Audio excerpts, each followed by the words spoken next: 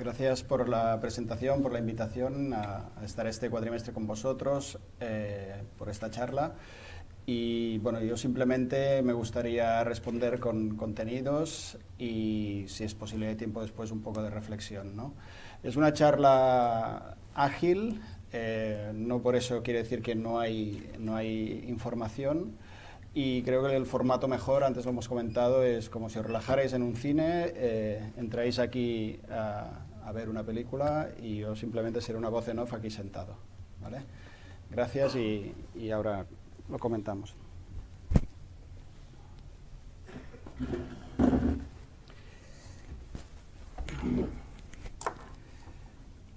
Bien, el título, en principio, topografías en el tiempo, se refiere un poco a esas topografías que tenemos todos los proyectistas y todas las personas, ¿no? Es decir, entiendo que la vida simplemente es una serie de experiencias que vamos sedimentando, nos van cambiando, vamos evolucionando en un sentido u otro, ¿no?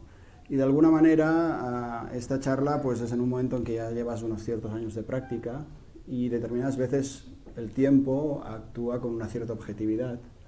Y ves que determinadas constantes a veces se van repitiendo, ¿no? Que son aquellas obsesiones que en un principio son subconscientes, pero que después vas entendiendo pues cómo ciertas piezas van encajando, ¿no? La experiencia de la arquitectura se refiere simplemente a eso, te planteas a veces qué es lo que estás haciendo, ¿no? Que hasta incluso qué es la arquitectura, ¿no? Yo no lo sé explicar, pero sí que me puedo aliar con una palabra que me interesa mucho y que el día que presentamos el curso a los estudiantes de quinto mencioné, que era la habitabilidad, ¿no? Y es muy sencillo. Si hacemos la analogía con los médicos, ellos tratan la salud o son especialistas en la salud respecto a la especie humana. Nosotros somos especialistas en habitabilidad. Del momento en que esa habitabilidad se produce pues de manera armónica con el medio, con las necesidades de esas personas a lo largo de todo el tiempo que viven ahí, en todos los momentos del año, entiende que por ahí aparece la arquitectura, que no necesariamente tiene que estar producida por arquitectos. Y esto es lo que introduje en su momento con esta imagen en la presentación del curso. Y para mí esto es una lección de arquitectura, porque si utilizamos la abstracción, que a veces la necesitamos o la utilizamos para proyectar esas dos estructuras de madera, con esa estructura secundaria también de madera y ese material que de alguna manera cierra ese cuerpo que son las hojas y además interpretan el paso del tiempo porque son de hoja caduca y están cuando las necesitas y no están cuando las necesitas, y ese otro cuerpo que aparece detrás orientado a sur, forman un todo. Para mí esto es una lección de arquitectura. Estamos en el Camp de Tarragona, a unos 5 kilómetros del mar, en una zona agrícola. En otro extremo, en este caso en el litoral de la costa catalana, y son territorios con los que pues normalmente interactúo y los vives, tenemos esta otra situación. Antagónica en cuanto a condiciones de habitabilidad, condiciones de arquitectura, pero tenemos una preexistencia, esa roca importante, tenemos un viento dominante de norte que viene por detrás, esa tramontana que vemos llegar, se alía con la roca el pescador que construye esto para protegerse, pero a la vez se alía con ella también para tener su inercia térmica, frescor en verano, calor en invierno, se orienta al sur desde donde viene el sol, y genera este fantástico lugar para vivir, para habitar, ¿no? Esas dos arquitecturas seguramente son producto de la necesidad, de la escasez, de la condición, de la restricción de medios, ¿no? Y eso obliga a, entendiendo la arquitectura como un elemento de mediación entre nosotros y el lugar que habitamos, simplemente un intermediario, a agudizar el ingenio y producir lo que hemos visto antes, ¿no? Como esta persona en una extrema necesidad paradójicamente utiliza esa señal de una gasolinera para construir esa alfombra térmica de 2 metros cuadrados donde se refugia cuando fuera de esa alfombra estás a 40 y pico grados, ¿no? Pero paradójicamente también vamos evolucionando teóricamente, va pasando el tiempo y en la sociedad contemporánea nos encontramos situaciones como estas, ¿no? Este es el campus de la escuela de Reus, de la Rovira i Virgili en Reus, y hace pues un par de años apareció una urbanización del campus, ¿no? Y este mobiliario prefabricado, costoso, que está hecho para que los estudiantes se sienten en verano, pero paradójicamente el árbol está plantado a norte, con lo cual no tienes la sombra necesaria en esa doble versión entre mobiliario construido y mobiliario plantado, ¿no? Que sería el árbol, de generar un todo que cumpla unas mínimas condiciones de habitabilidad. Por lo tanto, al final, en verano, nadie se sienta aquí, ¿no? O también en la costa de Salou, en este caso, pues este elemento, ¿no? Que el programa es una torre para un vigía de seguridad de la playa. Esa inclinación al final provoca que el sol vertical de verano pues quema las piernas de esta persona, y esta persona tiene que corregir esa falta de habitabilidad de ese elemento. El por qué ese soporte, esa estructura está inclinada o no, seguramente obedece a algunos motivos alejados de la habitabilidad y afines a algún tipo de tendencia o movimiento concreto y de un debate determinado, cerrado, ¿no? Él corrige y, como veis, se proyecta su sombra, incluso para cuando baja ya tiene preparada su refugio, igual que el del desierto, ¿no? La necesidad le ha obligado a corregir, igual que la necesidad obliga a estas personas a generar ese espacio público en el lugar, un lugar impensable, ¿no? Tenemos todo ese frente activo. Esta foto de Hermann Hertzberger nos muestra pues, que al que hay ese espacio, la actividad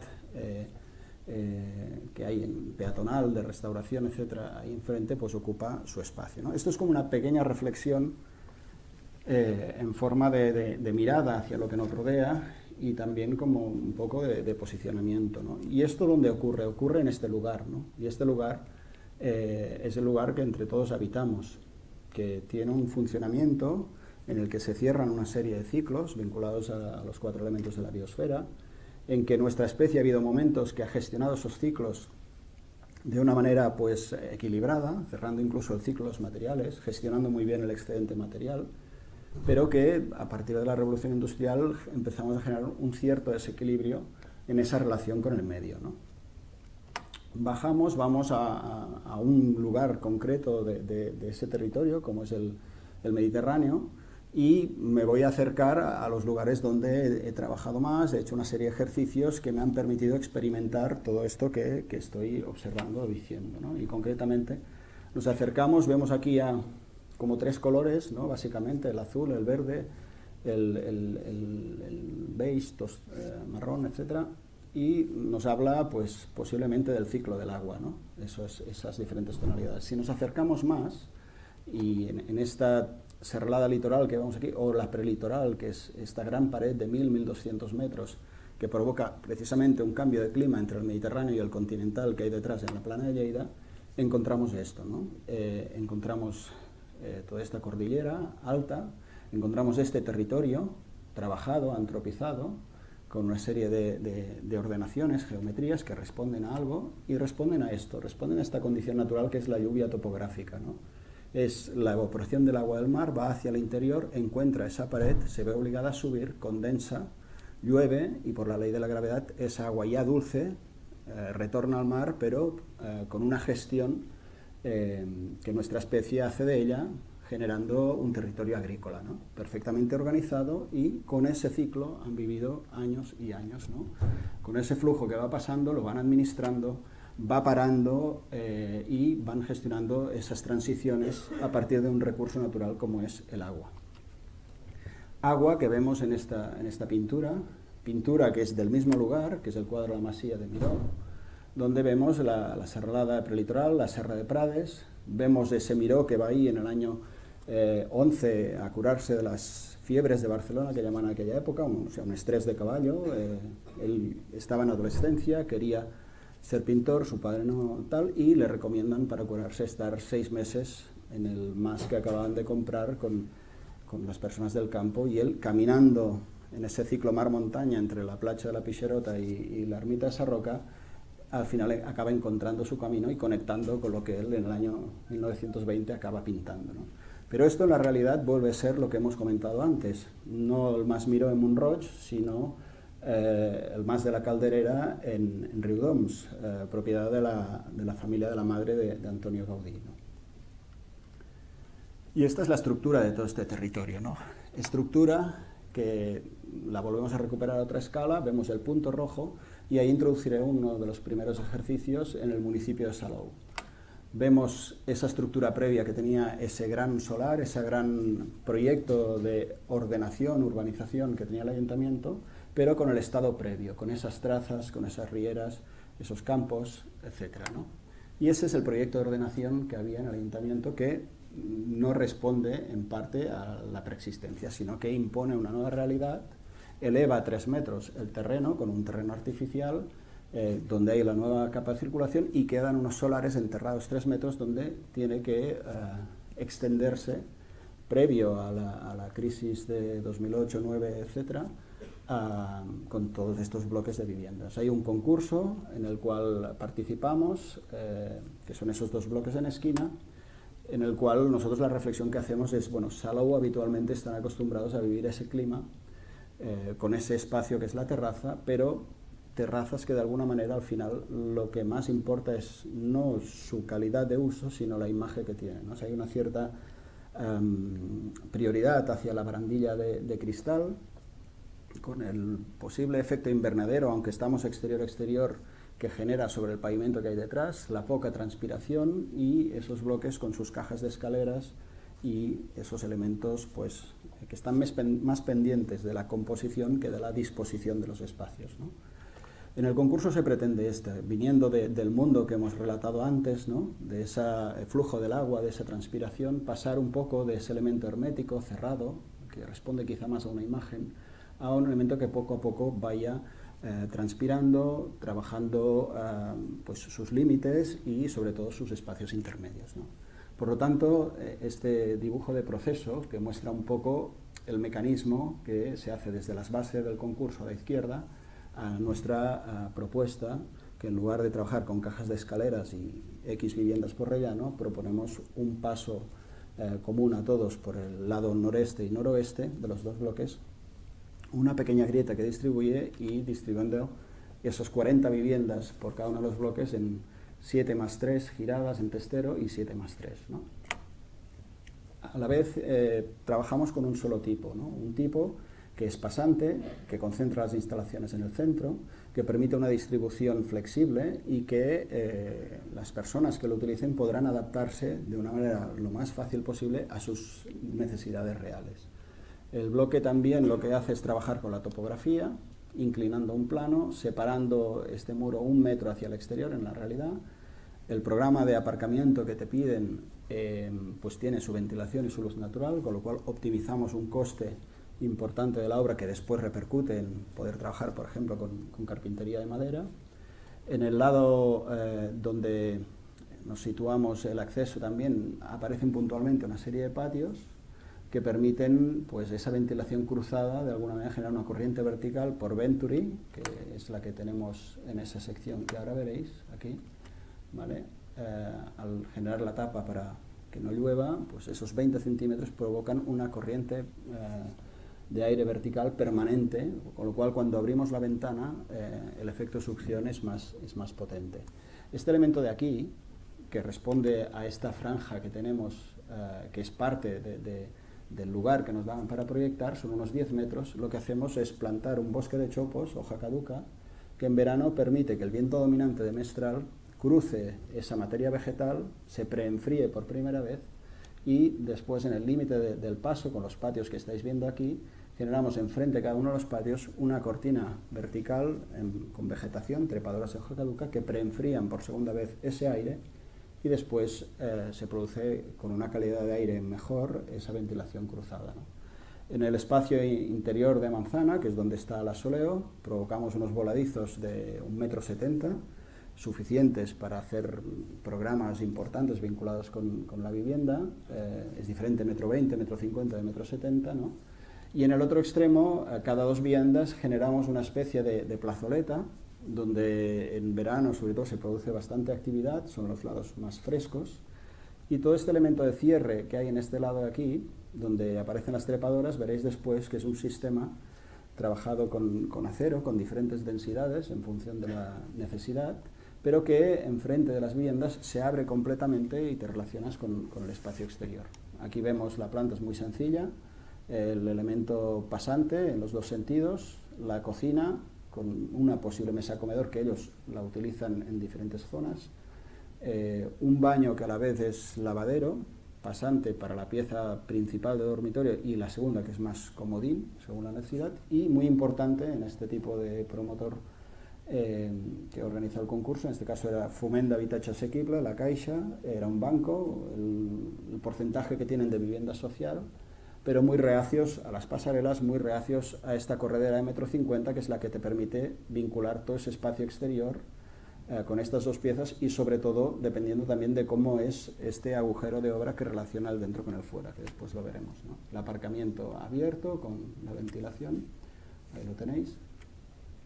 Las viviendas cuando están recientemente construidas en el año 2009, recién acabadas, la grieta que vemos producto de aquella sección, las trepadoras que se acaban de plantar una por planta con un riego gota a gota en cada una de ellas respondiendo a esa malla, y el bosque de chopos que aquí es joven aún, ¿no? Todo esto es recién entregado a la obra, aún acaban no han ni entrado los vecinos.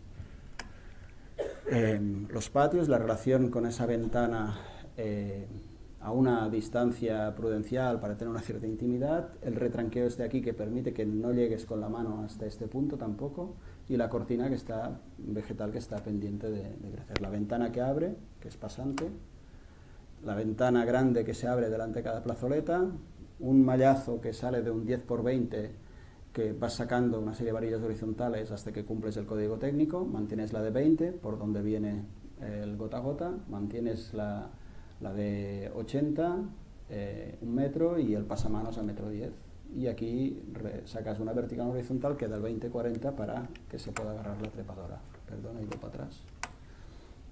Este es el sistema de esta unidad que, como veréis después, ofrece pues bastante flexibilidad, y la relación con los espacios intermedios, que son los que se producen tanto en el lados norte como sur, ¿no? La grieta, por donde se descubre este espacio, y un solo agujero de obra que permite en 3 tipos de disposición: la puerta, ventana con antepecho 90 para apoyar mesa a un lado o otro, o un estudio en interior, y 40-45 un banco, pues que también permite esa flexibilidad.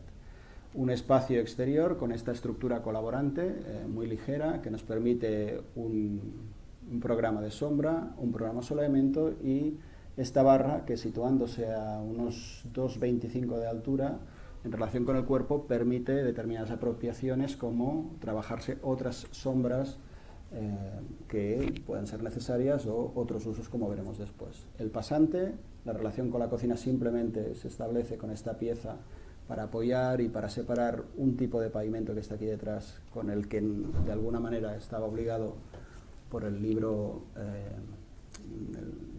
blanco un poco del promotor, y una puertecilla arriba para cuando se cierra la puerta ventilar de lado a lado, cosas como muy sencillas pero efectivas.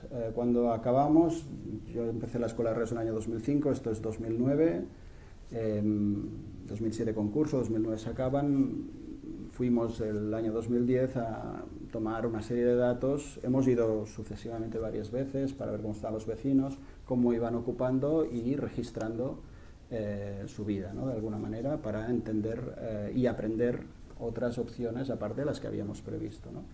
Esta ficha se hizo por 6-7 vecinos distintos y vemos que a partir de ese elemento básico, pues cada uno, en función de sus necesidades, pues va adaptándolo y generando diferentes opciones. Lo mismo pasa con los espacios exteriores. Ese 1,70 m y ese elemento de soporte que tiene que ser ocupado, después, genera pues situaciones como estas, ¿no? De apropiaciones libres, que aquí por ejemplo vemos este pequeño detalle, como vemos la caseta a la sombra, el perro que en el mes de marzo va a buscar esos rayos de sol, etcétera, etcétera, ¿no? Planta baja, personas mayores, plantas piso menores de 35 años. Hasta que no crece esta trepadora a oeste, pues hay una solución temporal durante 2-3 años. En el ascensor cabe la bicicleta, estamos a 3 kilómetros del mar.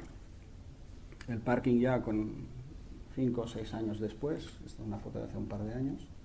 La relación con la sierra, otra vez la prelitoral, delante del ascensor abrimos este espacio y diferentes ocupaciones que con el tiempo en esos espacios intermedios los vecinos han ido generando.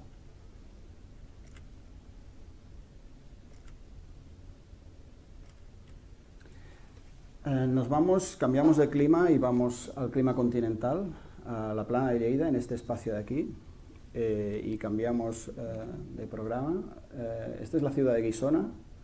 El área de Guissona es esta estructura aquí bestial. Esta es la ciudad romana, que son 20 hectáreas, y eso, fijaros, el área de Guissona está ocupando 20 hectáreas, más o menos, y esta es la Guissona contemporánea. Pues en este punto, en el año 8 también, creo, a partir de unos fondos FEDER nos encontramos con un proyecto en el cual había una necesidad bastante urgente. Hemos girado el norte, ahora el norte está abajo, vemos la ciudad medieval, pues encontramos en la puerta norte de la antigua ciudad romana, tenemos un yacimiento de 12.000 metros cuadrados, ¿no?, que es esta pieza de aquí.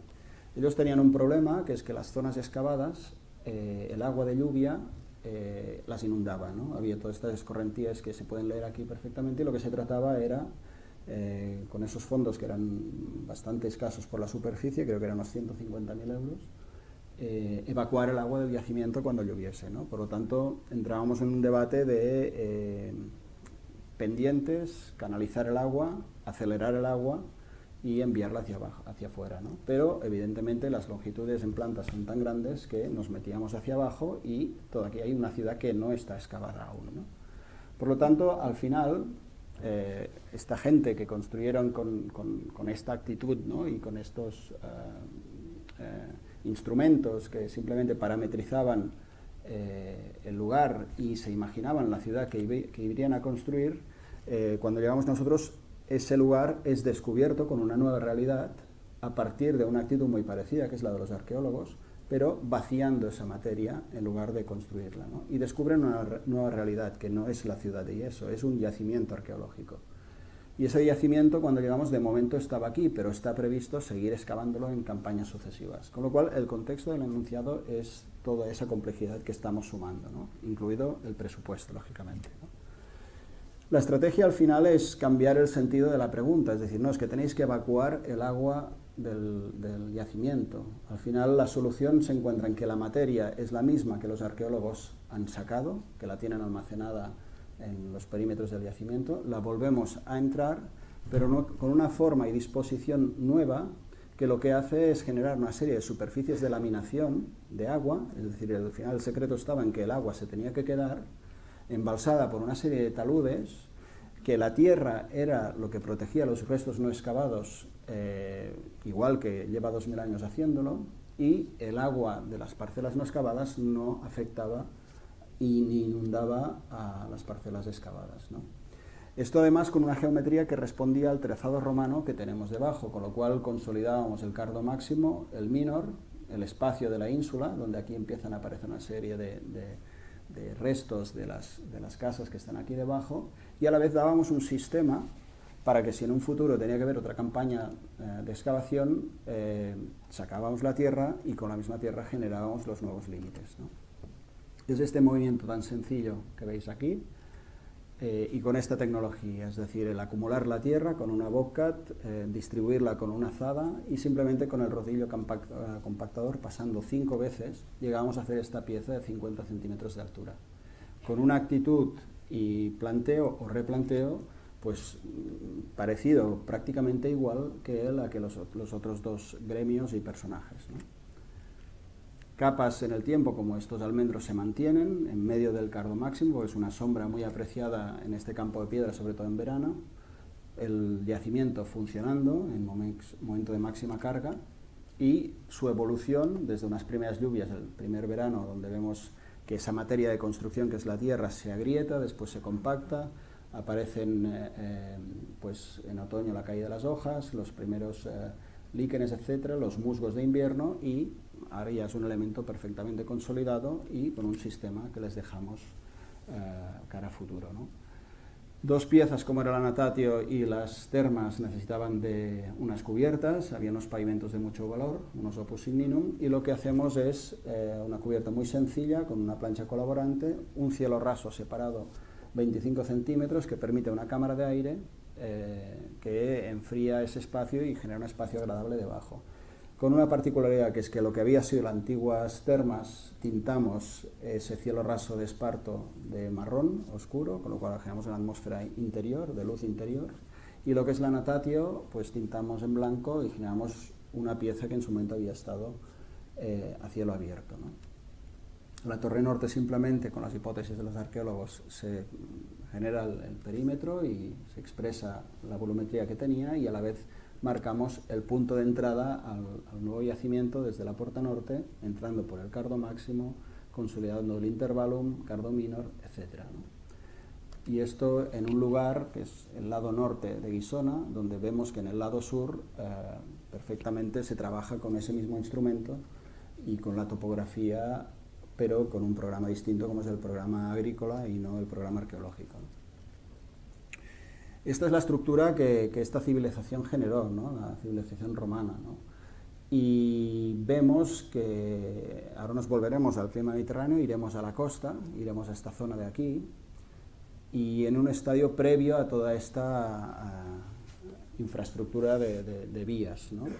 Vamos a ir 100 años antes de la construcción de la Vía Augusta, nos vamos a situar a unos 15 kilómetros al interior, siguiendo el río Besós en su nacimiento, justo en este punto, donde había el río Mugent y el río Congost, y en este pequeño montículo de tres pequeñas montañitas, ¿no?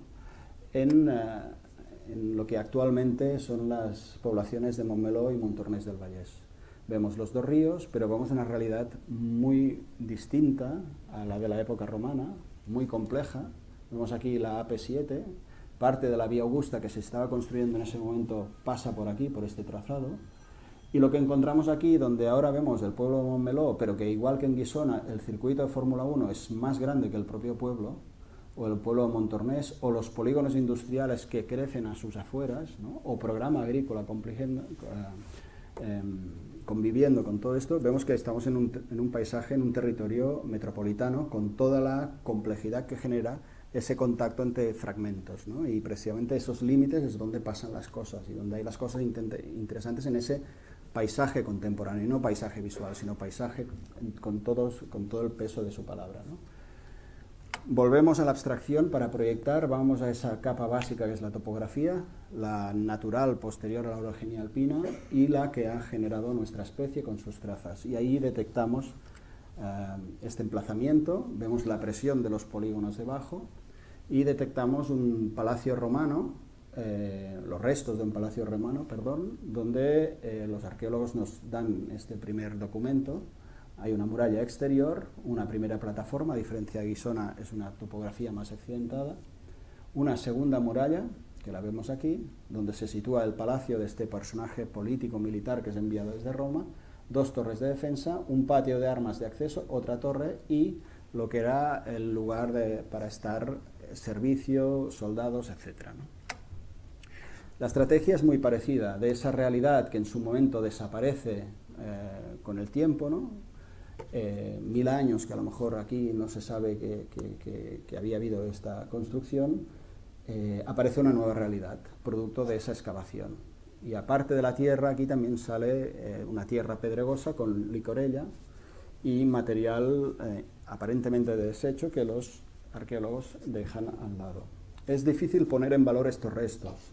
La estrategia es muy sencilla, es como un ejercicio de fondo-figura, donde los restos, que en muchos casos solo queda la traza, lo que hemos de poner en valor es el espacio que habían ocupado, ese aire que hay ahí. Por lo tanto, la operación es esta, muy sencilla, ¿no? Es decir, construir un trasdós de ese muro hasta la altura que los arqueólogos nos dicen que llegaba en su momento, con lo cual este elemento pone en valor el aire de esa materia que ahora no existe, ¿no?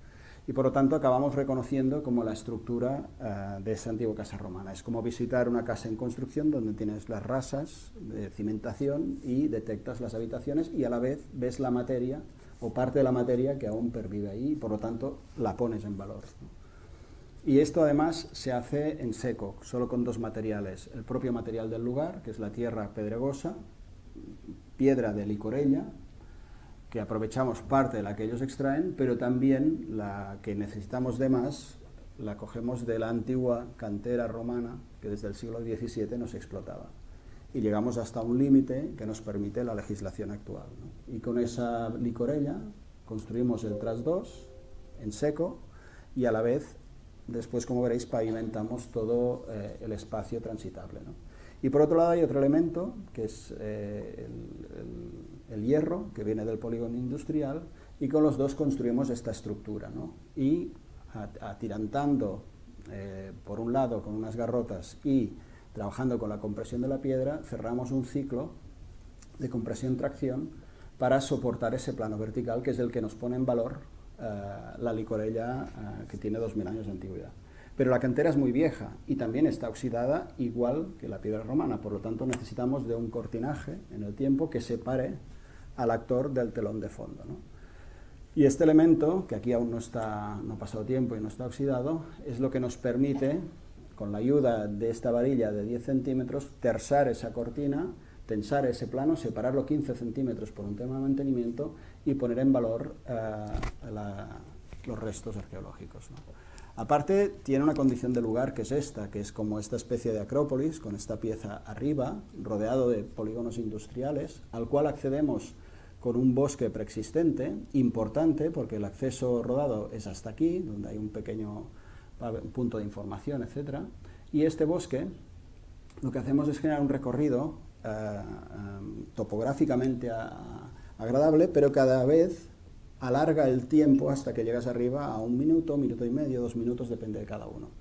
Y en sentido ascendente, eso es lo que nos permite cambiar la transición, utilizando la dimensión temporal, entre este espacio y el altiplano, donde descubrirás la misma condición que tenía el romano en su momento, que es un altiplano desde donde observar el territorio, ¿no? Lo que pasa es que han pasado 2000 años y ese elemento que vuelve a aparecer, esas plataformas y una serie de elementos contemporáneos que te explican lo que había estado ahí arriba y aproximadamente la escala que tenía, pues ahora tiene que convivir con otros territorios sin negarlos, y de alguna manera ese solapamiento de capas en el tiempo tienen que ser visibles y entenderlos como un paisaje contemporáneo en un lugar de condición metropolitana como es este, ¿no?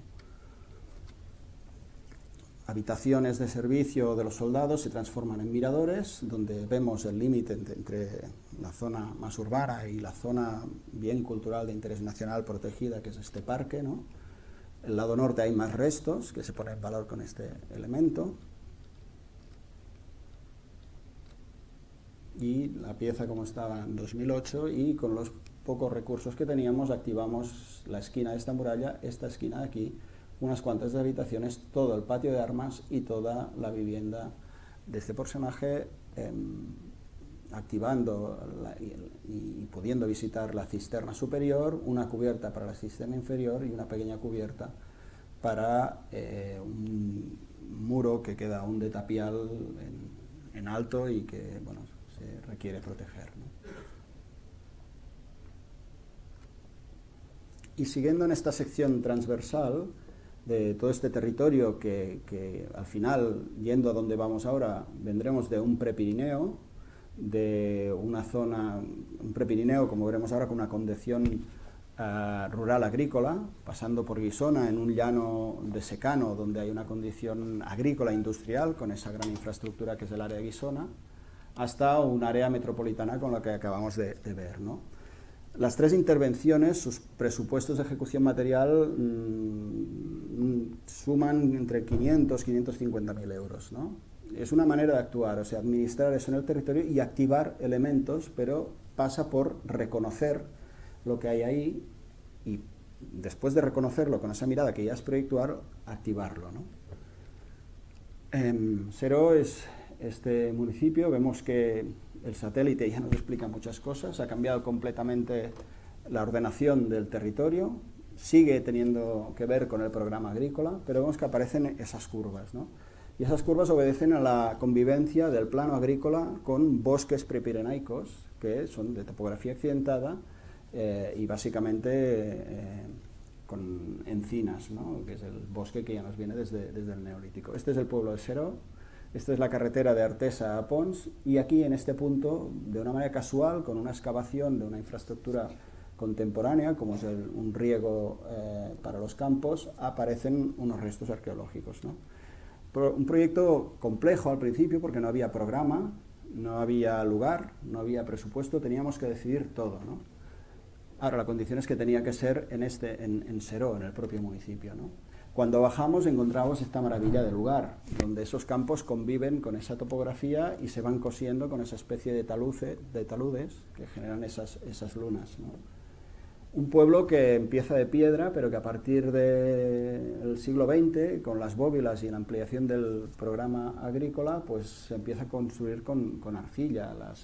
Las naves, pues en este caso hay una ganadería muy importante del cerdo, ¿no? Es uno de los máximos exportadores, o el máximo exportador en Europa, la provincia de Lérida. Pero a la vez también hay cultivo de secano de trigo y cebada, ¿no? Este es el momento en que descubren con esa excavación lo que era un antiguo dolmen.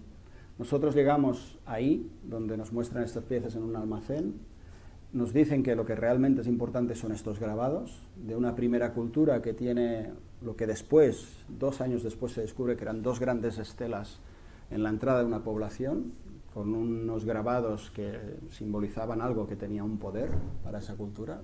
Al cabo de un tiempo viene una segunda cultura, 300, 400 años, y desacraliza estas piedras, picando piedra con piedra para sacarle el poder, le tienen miedo, las rompen, las trasladan a centenares de metros y cambian su programa transformándolo en un túmulo, un dolmen cubierto con una construcción tumular. Por lo tanto, una tumba para 2 personas y sus animales de compañía que habían muerto y todo el ajuar que llevaba con ello, ¿no?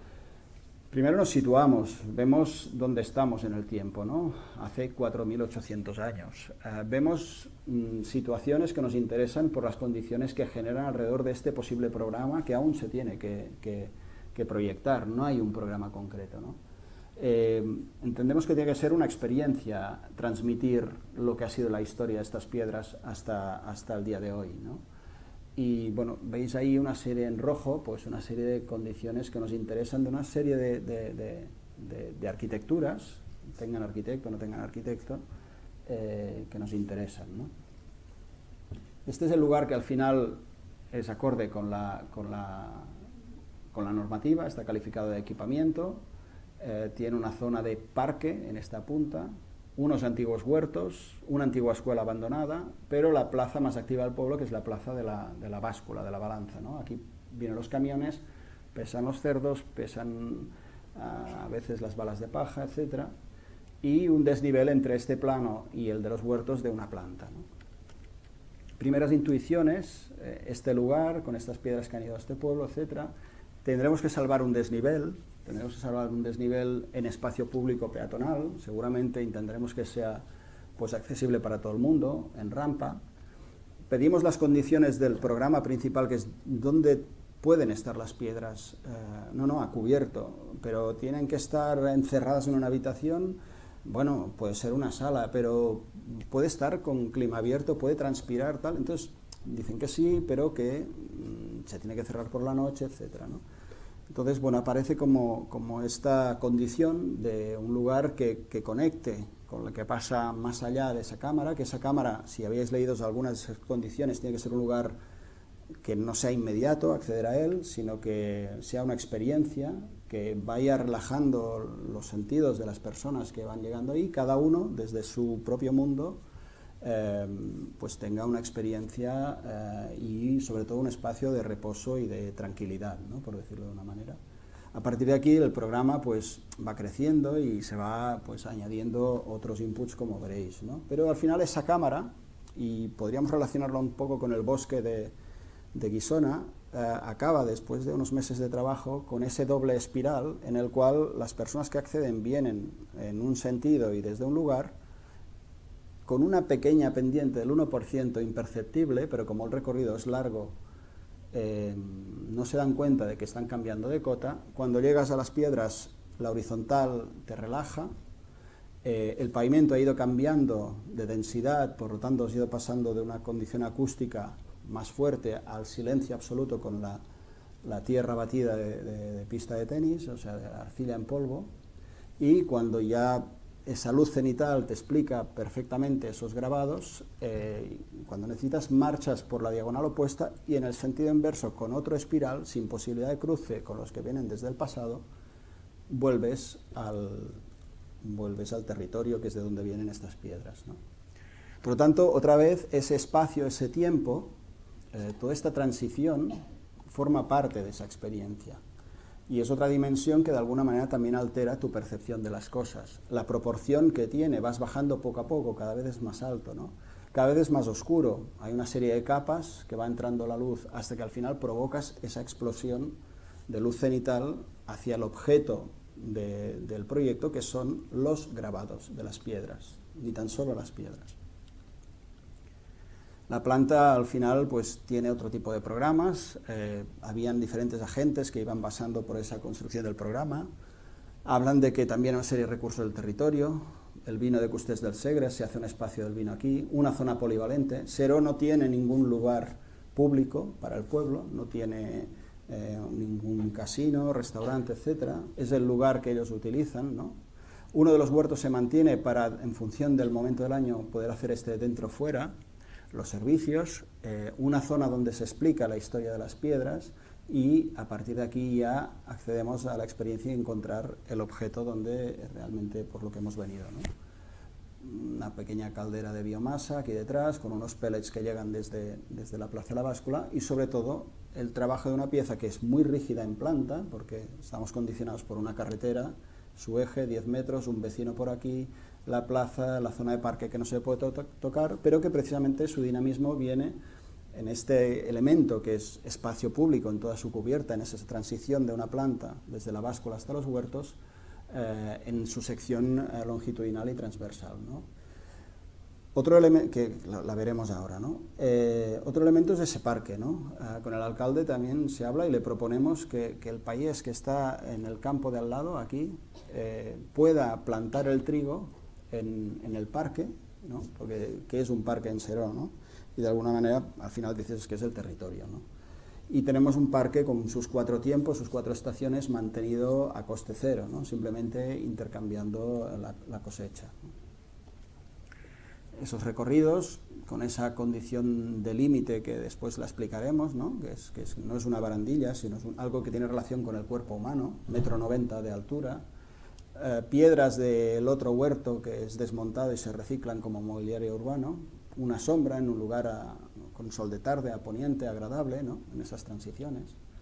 Y al final un elemento que precisamente su dinamismo lo consigue en sección, sea por las rampas, sea por los diferentes niveles que tienen los volúmenes. Como tenemos el espiral, bajamos una planta a la cota de la cámara y acabamos saliendo por este nivel de aquí, ¿no? Y que al final es esta sección longitudinal que es constantemente cambiante, ¿no? Sección longitudinal que se complementa con la transversal, en la cual desde un edificio que transpira completamente a simplemente un corredor entre el huerto y el vecino a tener un edificio prácticamente enterrado con muchísima inercia térmica por detrás, por abajo y por arriba, ¿no? Aquí vemos esta sección ya por la cámara donde entran los pellets, la caldera biomasa y encima, justo encima tenemos la pérgola, ¿no? Esta pérgola poniente, que es esta estructura, esto es recién acabada la obra, con una imagen de noche, con esas piezas que después ya veremos lo que son, de día, y simplemente es una pérgola que son unas varillas de diámetro 20 lanzadas de 6 metros, que es la medida que está en el marcado, 4,5 metros, 1,5 metros empotrado, y la gravedad es la que dicta su forma. Y a la vez utilizamos este talud para plantar las trepadoras de hoja caduca, que son las que irán ya desde la altura que ya tienen, no tienen que llegar hasta arriba, a cubrir este espacio para ofrecer una sombra de calidad. Con piedras que quedan en el antiguo huerto generamos un lugar de conversación con uno de los primeros, de los 3 puntos de agua que hay en este lugar. Material de construcción, la Parthenocissus quinquefolia.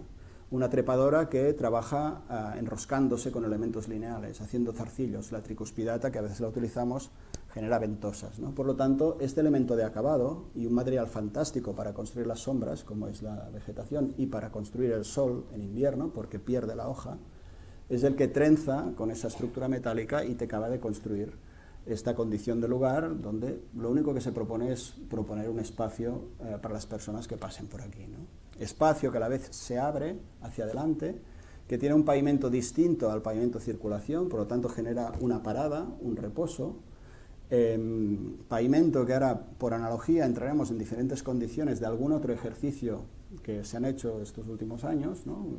Esto es una exposición del año 2006 en La Pedrera, en la que se trabaja con 40.000 folios de papel arrugados que después se reciclan. No entraré a contar el proyecto, pero sí esa condición de entrar en un espacio que simplemente con un gesto muy sencillo pretendía estar durante 3 semanas en contacto con este fantástico cielo raso de Jujol, tener una experiencia y una reflexión sobre nuestra relación con el medio, con el territorio, con unos contenidos que se exponían en esos planos horizontales y entrando a partir de ese paso del tiempo, de ese excedente mal gestionado por nuestra especie actualmente y que va acumulándose constantemente, ¿no? La estructura de este equipamiento, vemos que ellos trabajan tanto con paredes de carga como estructuras de hormigón prefabricado en muchos casos, cuando tienen estas naves con las balas de paja, ¿no? Muchas veces están en lugares elevados como este, ¿no? Analogías aparecen en esa condición de esa arquitectura, que es la suma, igual que las primeras imágenes, de esa montaña, pequeña montaña y la antropización encima, ¿no? Como otras condiciones que aparecen, ¿no? en la historia de la arquitectura. Pues esa condición es la que de alguna manera acaba teniendo por la topografía la cámara, ¿no? Pero tiene que ser transitable por encima, ¿no? Tenemos la estructura de hormigón, tenemos un cierre que es material cerámico, como veremos después, pero simplemente, pues igual que los romanos tenían su basamento para no tener humedad por capilaridad, trabajamos con eso, etcétera, etcétera, ¿no? ¿Y qué es esta pieza? Empezamos la construcción de los espirales, espiral que ahora seguimos trabajando en otro proyecto, pero a otra escala, pues bastante más grande, como son 900 metros cuadrados de un espacio de acogida en el Museo del Clima, que es este espacio de aquí, un concurso el año 2008 que quedó parado, se construyó la primera fase, quedó parado y a partir del 15-16 se ha reactivado y ahora en verano, en junio, se inauguró como espacio público, 50.000 metros cuadrados. No voy a contar ahora el proyecto, pero sí condiciones que han ido pasando. Una estructura de 30 por 30, de 2,5 de canto a 4,5 del suelo, que simplemente es soporte para que vayan creciendo 22 glicinias perimetrales que llegarán a esos 7 metros, caerán por gravedad por estas estructuras octogonales, dejando unos octógonos pequeños donde está el nudo, que será una sala y postela de luz, y será el espacio que, entrándote por la piel, el espacio de acogida del Museo del Clima. Temporalmente situamos en este plano una malla de carbolera, una malla de invernadero blanca, que nos trabaja solo en la temporada de verano, en invierno se retira, su colocación y retirada son 3.000 euros, 250 mantenimiento al año, al mes de esa sombra, unos nebulizadores y trabajar la humedad, la sombra de este espacio acogida a partir de donde te distribuyes a determinadas funciones que iremos viendo y que pasaré rápidamente, ¿no? Pero volvemos de un proyecto originario que vas bajando con el flujo del agua en el sentido de rotación y cambiando de cota, pasando de un altiplano árido y seco a un bosque que es el que vemos ahí, preexistente, donde tienes otra experiencia y se entiende, más allá de la idea de arquitectura como edificio, como un elemento que media y que interactúa con el territorio. Para decir que esta rocalla ha salido de la propia excavación, ¿no? La tenemos, después la veremos otra vez, y que esta gran excavación, bueno, son unos 30.000 metros cúbicos, de los cuales 25.000 en diferentes estados de la materia se han quedado en el lugar. Un aula para drones en verano, los niños practican, se desmonta, cambia el programa, unas playas de gravas sencillamente. Lo que tenía que ser la escalera del museo, hasta que no se puede hacer, si se hace, es una gran nave de actividad polivalente, donde se han bajado esas lianas a partir de esta malla, donde las trepadoras van a buscar la luz, será el reloj de esta gran nave de actividad, un reloj anual, ¿no? Donde verás que esta nube, ahora mismo esto es recién plantado y ya está hasta arriba, irá cambiando a lo largo del año, ¿no? Los baños, pues se reciclan partes de las jácenas, de las armaduras de las jácenas que no se colocaron, se genera el basamento de la zona de baño, tanto para mayores como para niños.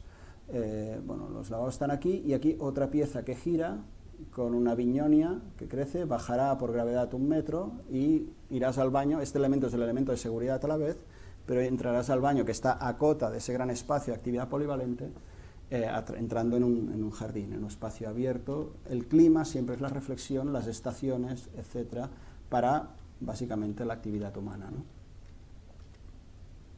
Esto es el espacio, si algún día se llega a acabar, esa espiral que va bajando por la cubierta, llega en ese espacio donde vuelve a emerger el agua, agua que puede desaparecer, ¿no? Cuando necesitas planta libre. Llega el verano, los nebulizadores, haces una actividad, llega el otoño, las hojas se mantienen, no se limpian, es compostaje, se esparcen por el lugar en sus límites, etcétera, y la interacción con el bosque, etcétera, etcétera, ¿no? Volvemos a la espiral, se está construyendo, llegamos arriba, la niebla, una condición bestial en el clima continental, aparece el poniente, limpia, y en escasas horas tienes un lugar completamente distinto. Los lucernarios para los grabados, con detalle que, bueno, temas de ventilación, condensación, etc. Y la pieza de cierre. La pieza de cierre es transpirable, es cerámica, pero lo que al final encontramos una pieza en el mercado que no es un Gero, no es el tamaño de Tochana ni Gero, etcétera, sino que es una pieza de 50 por 25 por 22, que son los botelleros cerámicos utilizados como expositores en algunas tiendas, naves, etcétera, ¿no?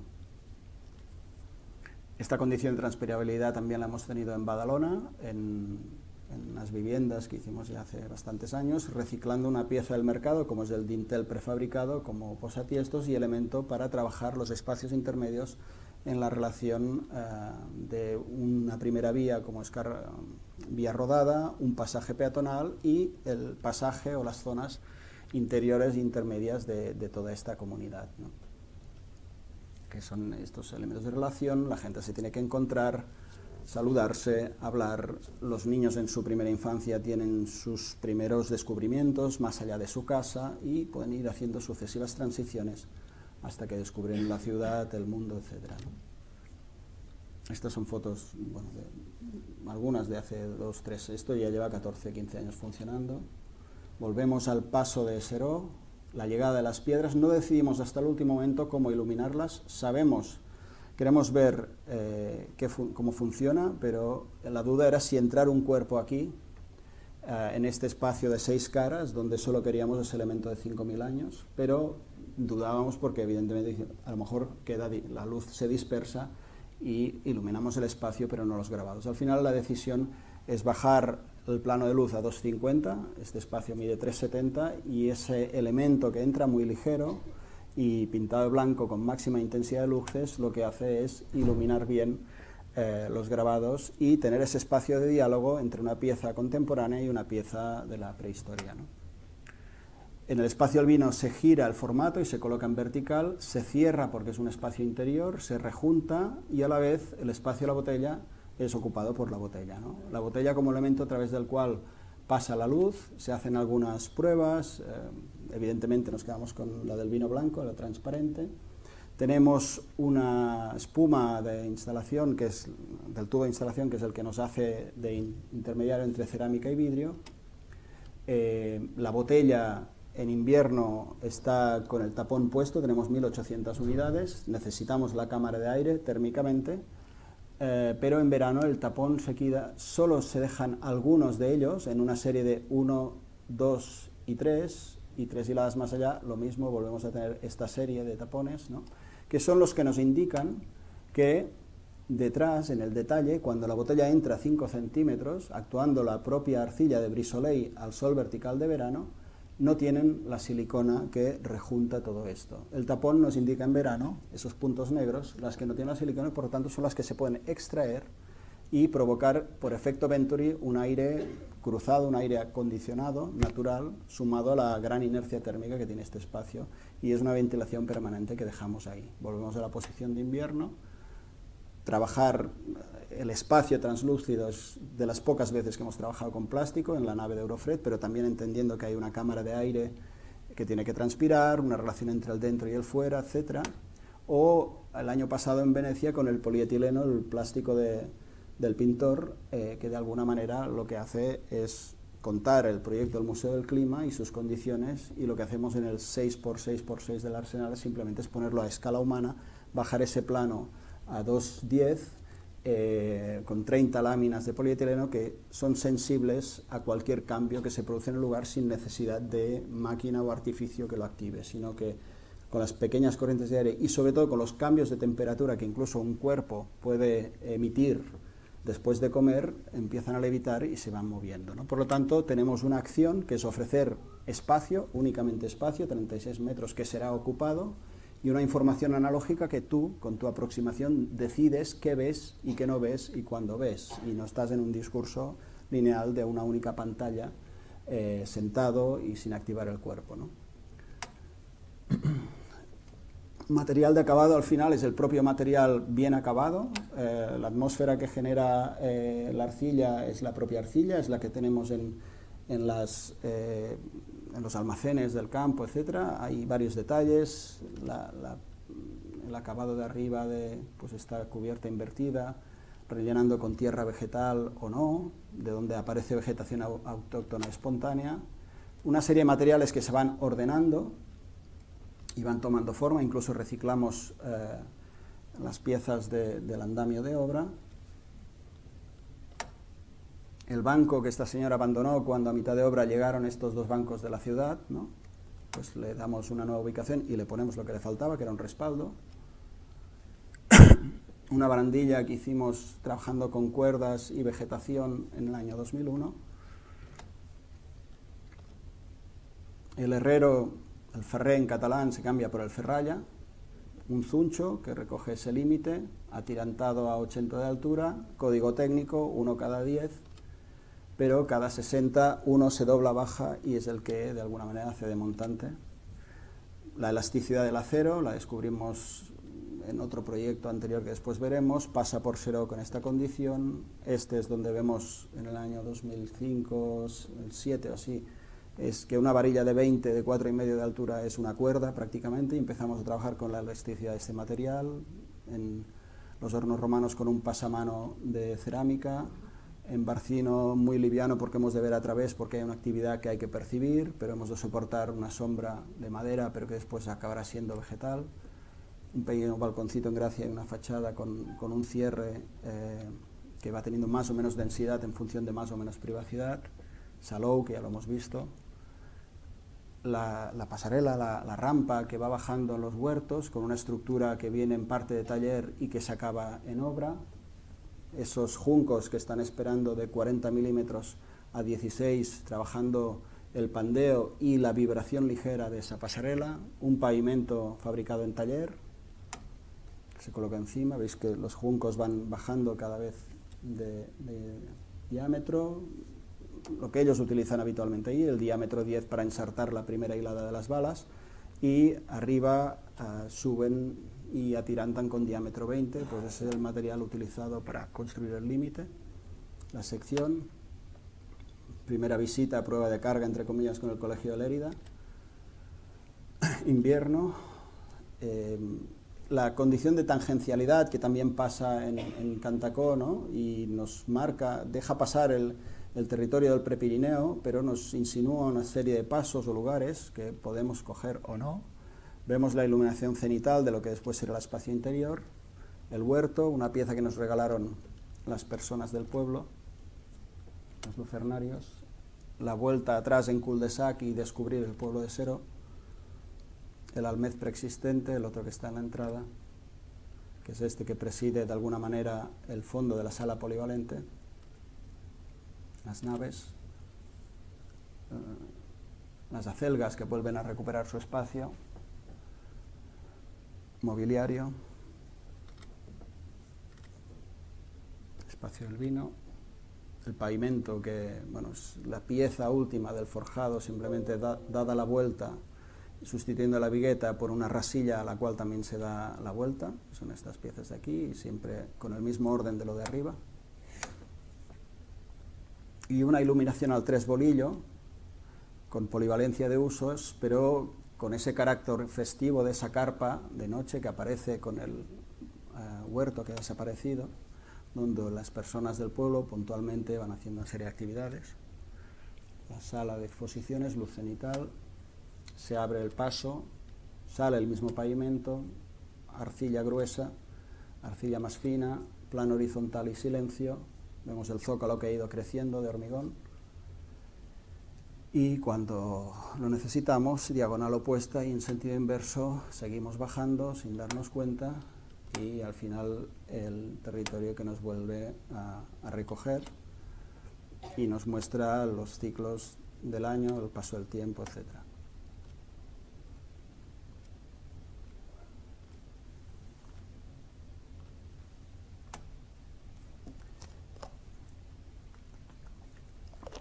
Bien, pues esta condición de esta geografía, de esta pequeña estructura interpretada por una especie, con la pieza más importante arriba, un casalot medieval y la iglesia, y el paso del tiempo, cómo se va desarrollando y extendiéndose con sus ensanches, acaba con esta pieza, que es una más, pero que ofrece una experiencia en relación a un contenido concreto de esa edificación, pero también en relación a un lugar, ¿no?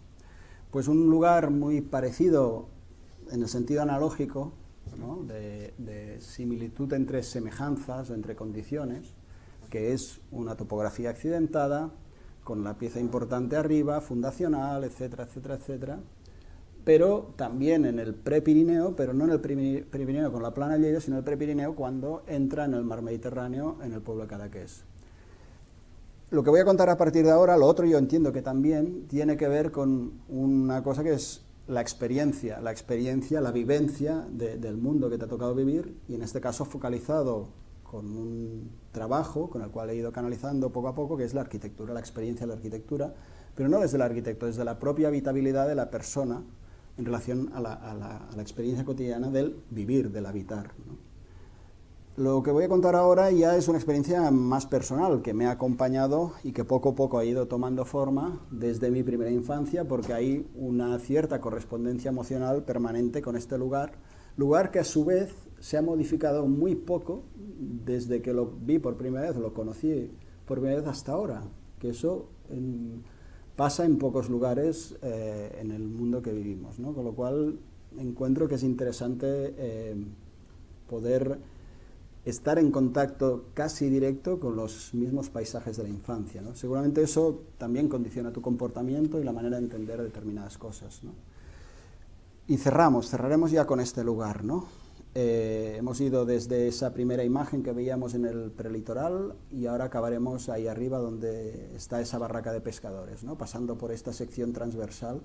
Hablamos de una longitudinal y una transversal de un territorio que es en el cual yo vivo y trabajo, porque estoy haciendo algún proyecto ahora en Ceuta y tal, y voy una vez al mes y tal, pero las circunstancias me han llevado a estas distancias, ¿no? Y a unas dinámicas con las cuales practicar mi oficio, ¿no?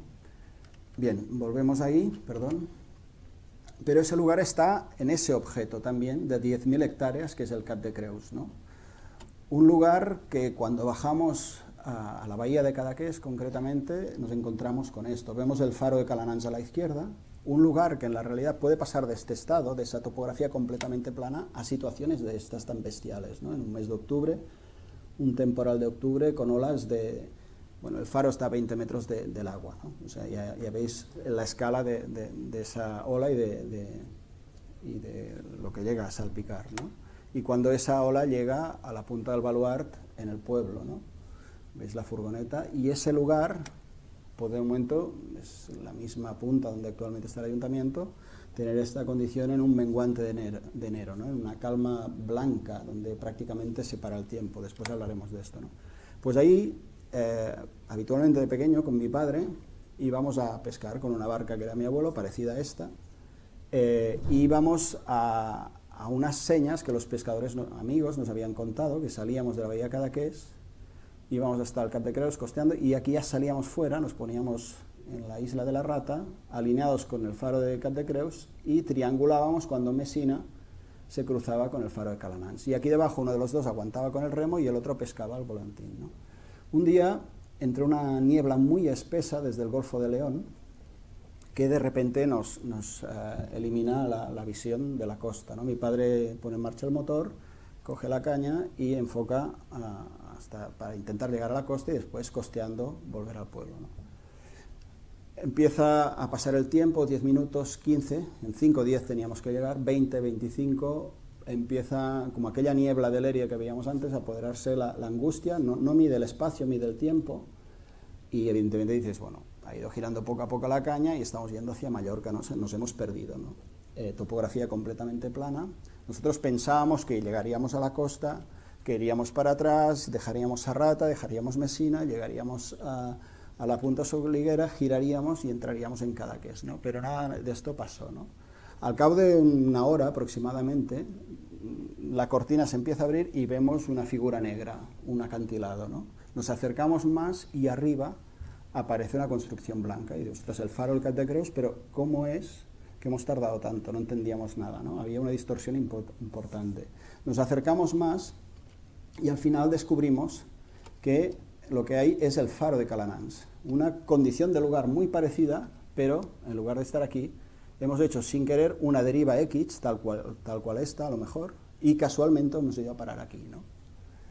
Bueno, tuvimos suerte, nada, volvemos, se acaba el verano, pero al llegar a Badalona, que es donde vivía toda mi infancia, pues empecé a tener ese invierno una serie de pesadillas, ¿no? En las cuales, en el sueño, cuando yo llegaba en Cadaqués, las piezas habían cambiado de lugar, es decir, Sarrata estaba dentro de la bahía, Escucurucuc estaba fuera, lo de la derecha a la izquierda, o sea, había una distorsión bestial en esos paisajes, se habían como deconstruido, y la angustia que provocaba que eso hubiese cambiado de estado, o sea, posiblemente por esa condición de la topología del mar, el tener una situación espacio-temporal, esperar encontrarte una cosa y de repente estar en otro lugar, provocó en un niño de 7 años esa pesadilla recurrente durante ese invierno, ¿no? Después todo eso pasó, pero años después, y de eso hace más de 25, empecé a tener la necesidad compulsiva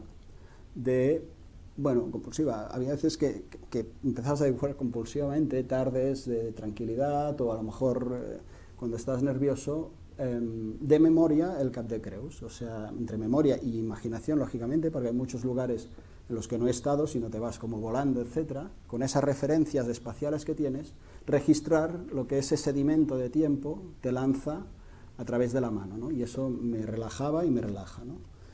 Para una exposición hace ya 6-7 años hice este mapa, en el cual simplemente lo que tenemos son fechas, ¿no? Fechas en las que pone el año y el día y el mes en que fue hecho ese dibujo, la cota respecto encima del mar y hacia dónde miraba en ese momento, ¿no? Revisando todas las libretas, pues construí este mapa, este documento, ¿no? Esta topografía en el tiempo, ¿no? Por ejemplo, el primero está por aquí, que es del año 90, ¿no? Y bueno, simplemente ese ejercicio lo he ido haciendo. El mapa lo que indica es simplemente dónde has insistido más en base a tu experiencia, que es subjetiva, única, personal, igual que la de otras personas que tienen otro tipo de registros, y al final el proyecto descubrí con los años que era ¿no? Que era este mapa, ¿no? Yo sigo dejándome llevar, he ido haciendo pues con los años registros de memoria de estos, a veces con un estado de ánimo, a veces con otro, cambiando pues tus maneras de ser y lógicamente tu técnica de expresión, etcétera, ¿no? Y esto eran todo pues dibujos pequeñitos de la libreta que he ido haciendo pues a lo largo de, bueno, este por ejemplo es el mismo día, por la mañana estás más nervioso y por la tarde, perdón, estás más nervioso por la mañana y la bahía se dilata, se contrae, etcétera, ¿no? Los paso rápido. Y hay más de 500 de los pequeñitos, pero desde hace 5 o 6 años tuve la necesidad de empezar a trabajar en gran formato y empecé a buscar otras técnicas que me permitieran abarcar más espacio, que si grafito, que si carbón, etcétera. Estas son pruebas que hice en el año 12, creo, sí, ahí pone las fechas, ¿no? Y fui experimentando más que nada para encontrar, ¿no? Y al final con lo que me encontré más cómodo es con el carbón y con un soporte, que es el que creo que después saldrá, que es el cartón con nido de abeja, que es el que ahora cuando tengo tiempo, pues me meto por ahí, ¿no?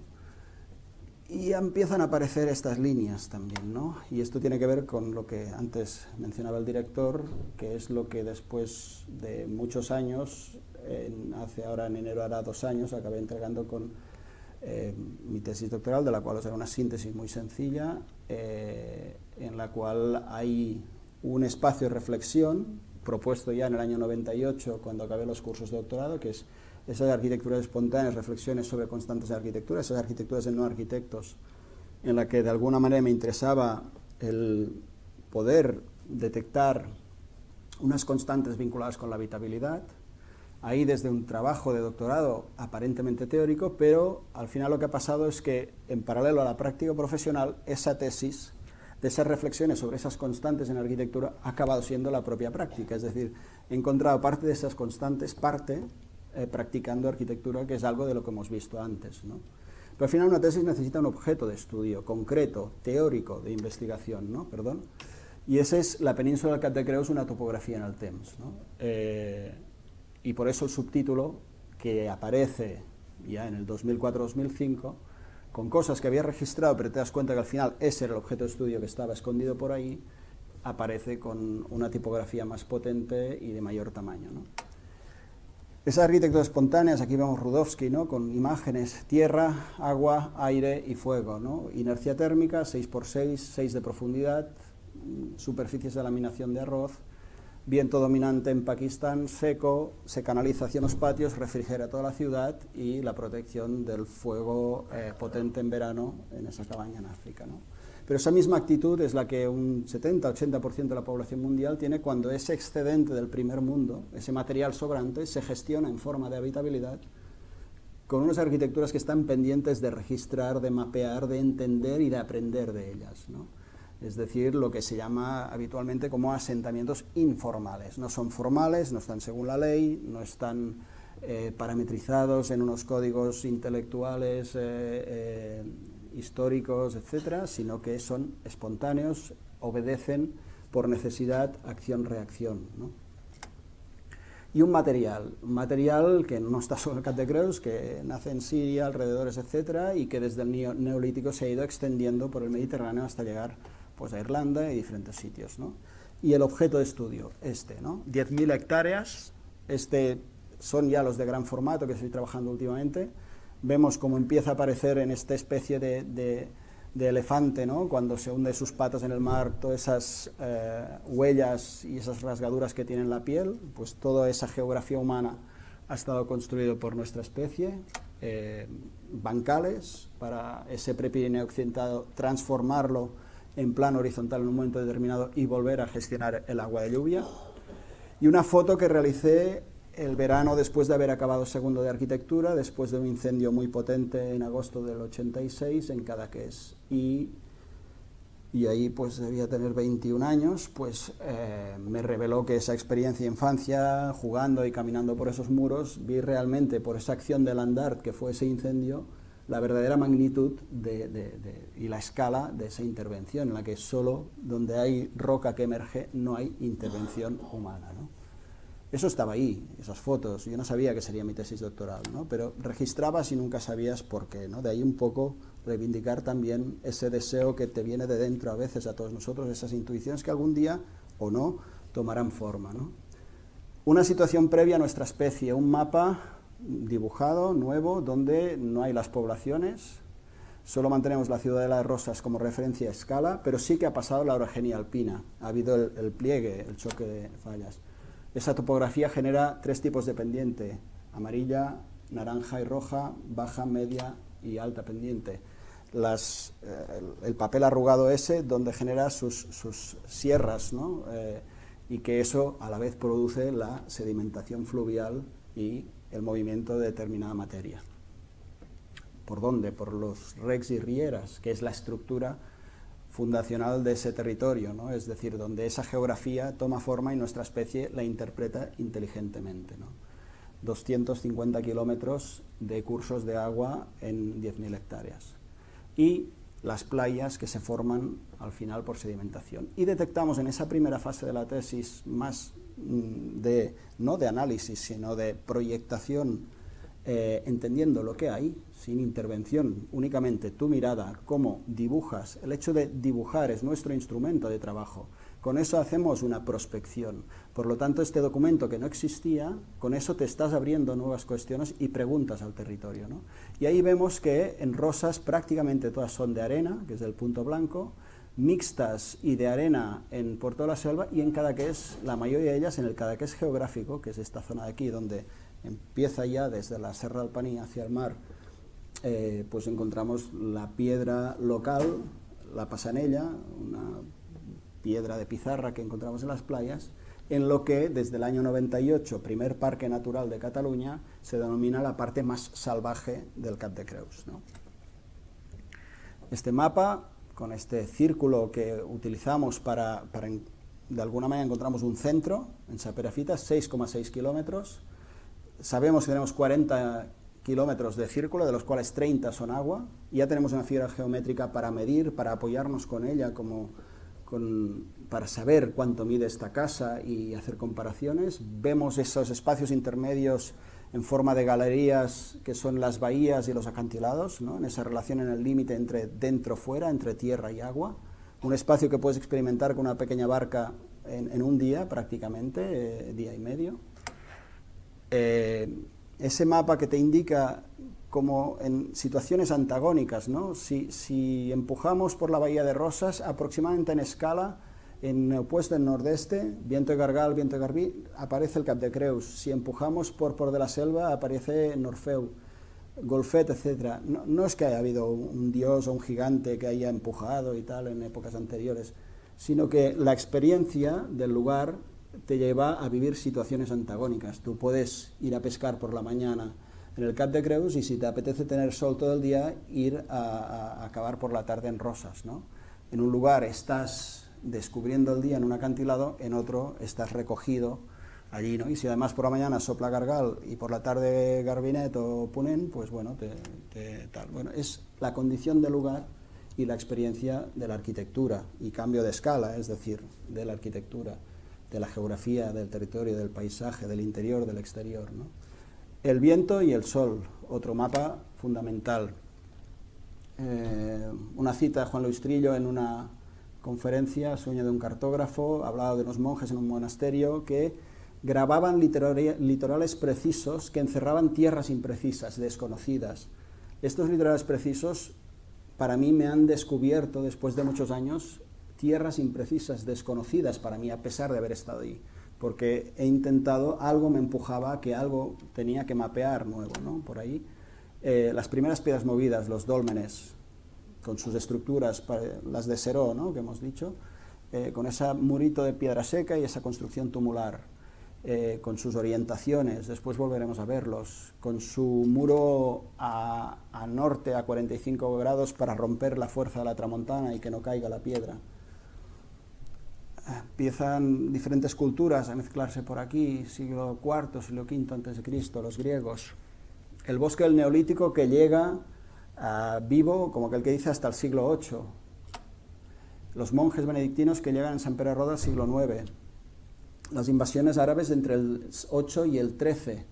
Deforestación de esos bosques para salir a protegerse, para salir a combatir esa amenaza que venía por el mar, hasta incluso el siglo XVI, Barbarroja, piratería turca.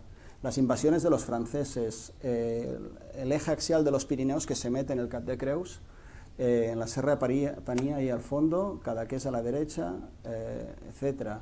Siglo XVIII, empiezan a aparecer trazas agrícolas, etcétera, documentos que te van situando en el tiempo. Cuando el peligro está en la costa, se empiezan a ocupar zonas interiores con los primeros masos, en la Baja Edad Media, a partir del siglo X, XI, XII, ¿no? ¿Qué hacen esta gente? Pues reconocer lugares donde hay un prado asociado normalmente y donde hay un curso de agua que pasa cerca, ¿no? En este caso, Mas de la Llobatera construye la era para moler el grano debido a la topografía, detrás, arriba, excava y terraplena, y gracias a eso hace este enorme círculo donde la propia materia que sale del subsuelo construye el lugar y una función, un programa, ¿no?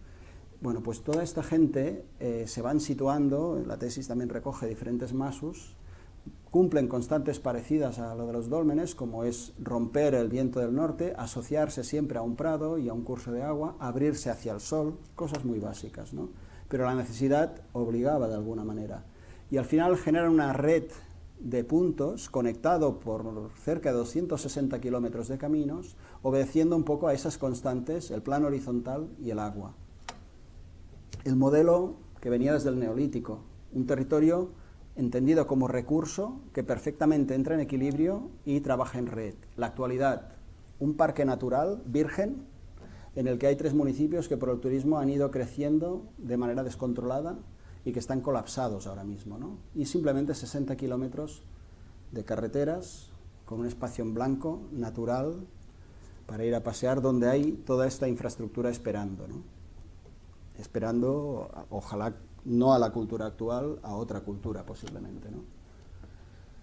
Las carreradas para los animales, los dibujos en un momento de la tesis se encuentran con unas descripciones fantásticas de Josep Pla, para mí una persona que con el uso de la palabra reconoce el lugar y lo describe con un realismo poético bestial,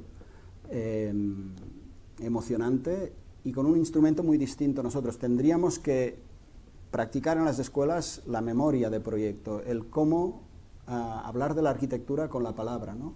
Una síntesis de una memoria de concurso, a veces es más importante que 50.000 renders, ¿no? Si consigues que la lean y esas 10 líneas ponen lo que tienen que poner, es posible contar un proyecto solo con un texto, ¿no? Las paredes divisorias entre fincas. Esta imagen nos habla del contrato enfiteutíco, ¿no? De ese contrato feudal que es el que permite que el señor feudal divida sus territorios a nivel de pequeñas propiedades con sus trabajadores a cambio, evidentemente, de un porcentaje, ¿no? Pero por primera vez se sienten propietarios y eso, entrando en un sistema cooperativo, permite que si trabajan tienen la vida solucionada. Por lo tanto, si a alguien le toca algo aquí arriba, a 1 hora del pueblo, pues es capaz de construir este plano horizontal para 3 o 4 cepas, ¿no? Es bestial la densidad que hay por ahí. Y la barraca, ¿no? La barraca no es un elemento solo para guardar las herramientas, es un elemento fundamental en la construcción de esta infraestructura. Pensamos que están a 2, 3, 4 kilómetros del pueblo y solo trabajan con la energía orgánica de su cuerpo y los animales. Por lo tanto, no pueden permitirse perder ni tiempo ni energía en ir y volver. Y están 6 días a la semana, de lunes a sábado por la noche, trabajando sin parar, construyendo esa infraestructura de la cual después veréis la escala. Esto es una lección de arquitectura, esta pieza. Fijaros que hay una preexistencia, que es esta cimentación, esta lámina de pizarra que sale, que es una cimentación, pero que a la vez es pavimento, que entra hacia el interior, se apoya esa estructura con su inercia térmica, etcétera, en seco todo. Tienes el pavimento sin juntas, continuo. Exfolia en horizontal, por lo tanto, evita la capilaridad del agua. Y encima, además, se entierran a norte para protegerse del frío, o sea, es de una inteligencia por necesidad que poco a poco creo que hemos ido perdiendo nuestra sociedad y en parte también nuestra profesión, ¿no? A veces ves proyectos en las escuelas y es que se llevan 2 meses trabajando y a lo mejor no saben dónde está el norte o dónde viene, de dónde sale el sol, o sea, condiciones básicas. Esos 4 elementos nos pueden ayudar a vivir mejor, realmente, si es en ese lugar en el que vivimos, que veíamos en la imagen del planeta. A lo mejor es que vivimos ya en otro lugar, ¿no? Este aquí construye este apéndice. Este apéndice caben 2 personas y está mirando a sureste, que es donde sale el sol en invierno. Por lo tanto, primera energía a la mañana, energía orgánica, desayuno, el otro cuerpo calentándote en invierno con el primer rayo de sol, ¿no? necesidad es esta pieza. Se ha hecho una ficha para cada una de las barracas, una ficha para lo que veremos después. Se está diciendo al territorio, estamos hablando ayuntamientos, gobierno de la Generalitat, etcétera, señores, este patrimonio no existía en el imaginario de nuestra sociedad. Este trabajo de investigación pretende simplemente revelar, poner delante la dimensión, la estructura, el tamaño de todo este trabajo. Cruce de caminos, una pieza inmensa, 5 o 6 metros de diámetro exterior, con su clau de volta, con su señal que indica el cruce de caminos. Y un tema importantísimo, la relación entre espacio construido y espacio útil. De un 28, 27 en este caso, de espacio útil, a la que tiene más espacio útil, que es un 48. Por lo tanto, lo más importante es el tacto. Se jugaba en la vida. Esta, que es la que está en el cruce de caminos y que está expuesta a Tramontana a 500 metros de altura, pues tiene 1,20 m de espesor, ¿no? Etcétera, etcétera. Una cosa para reflexionar. ¿Vamos a solucionar la inercia térmica solo con tecnología? ¿Vamos a ver de una vez que el efecto invernadero en determinados climas no es la mejor condición para la habitabilidad, sino que tenemos que tener medidas correctoras como pues, aires acondicionados, etcétera, y situaciones que lo único que hacen es elevar ese excedente en relación al medio cada vez a un nivel de entropía más exagerado, como veremos después también, ¿no? El clupé, pieza fundamental en este trabajo de investigación. Veis que es como una barraca, pero está simplemente inclinado hacia el interior para recibir el empuje de todo el material que tiene acumulado en el interior. Es el excedente de material. Material sobrante. Ellos desempedregan el suelo con la azada, exfolia la pizarra, seleccionan tamaños, construyen topografía nueva, límites, barracas, y el material sobrante que les molesta para cultivar lo acumulan donde no se puede cultivar, que es donde emerge la roca. Por lo tanto, es el excedente de material, es el material sobrante. Diferentes formas, tamaños, situaciones, generamos también sus fichas, etcétera, etcétera. Y sus comparaciones, incluso con la tipología mixta, que es la barraca clupé. Esta es una lección también, otra vez, de arquitectura, porque la barraca, que es la que está detrás, y tiene esta especie de bufanda de 1,35 m, 1,40 m, a medida que van subiendo hacia arriba las hiladas, están hechas con piedras más pequeñas, por lo tanto tienen cada vez más juntas que separan un poquito más que las de abajo, y cuando el calor de verano se acumula en la parte superior del habitáculo, la tramontana te permite ventilar. Construye el clupé 1,20 m, 1,30 m alrededor, con lo cual donde está el cuerpo, que normalmente está sentado o estirado, tienes el doble de inercia, pero permite que siga ventilando hacia arriba. Una lección de todo, ¿no? Es esta pieza aquí. Este acumula a norte, corta Tramontana, pero a veces genera un espacio exterior asoleado para comer la carne o lo que sea en invierno, primavera y otoño, ¿no? En los días de sol. En verano no había árboles, toda esta infraestructura fue para cultivar viña, eran todo cepas, por lo tanto el único refugio era la barraca, ¿no? Y los patrones de concordancia desde el Neolítico hasta ahora, desde esos dólmenes, todo en el mismo lugar, una experiencia humana de 5.000 años, con dos constantes, viento y sol, nada más. Todas las aberturas en los diferentes programas van de sureste a suroeste, nunca encontraréis ninguna abertura en los lados, en los cuadrantes norte. Todos, si son poligonales, rompen la tramontana a 45, y si son circulares, es un arco de descarga. Bien, este territorio va evolucionando, tiene ese cultivo de la viña, que de alguna manera aparece, esos masus van colonizando el territorio, y hay un momento que hay la necesidad de cultivar y construir plano horizontal en el territorio inclinado, ¿no?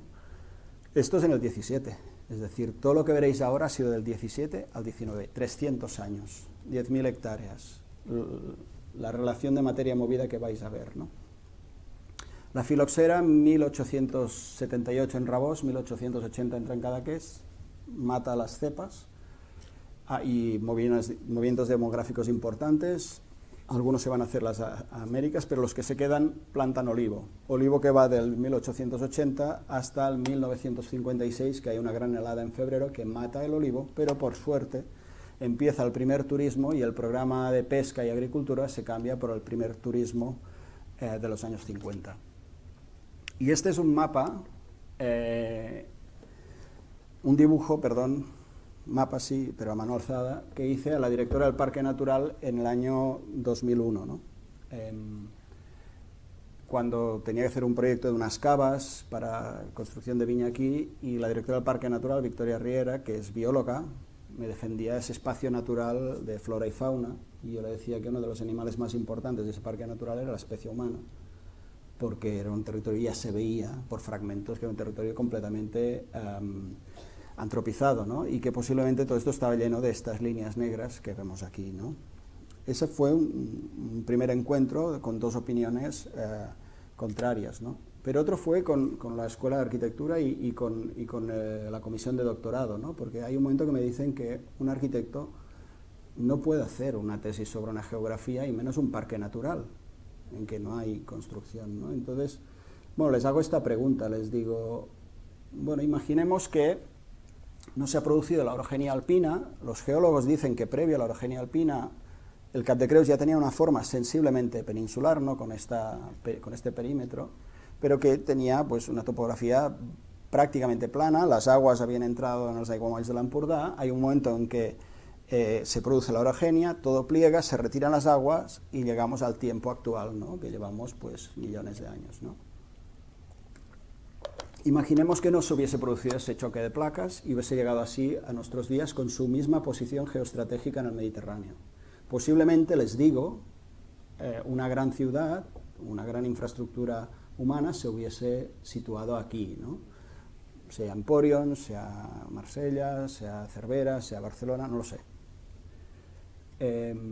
Bueno, hacemos el ejercicio, les hago este dibujo, ¿no? Situando una ciudad conocida, en este caso es donde estábamos, Barcelona, a la misma escala, un 80.000, retrasando la costa un poco para ver las diferencias y poniendo en escala la península Cap de Creus. Y les pregunto, si esta ciudad se hubiese construido aquí y además se hubiese construido con un solo material y en seco, ¿sería objeto de una tesis de arquitectura?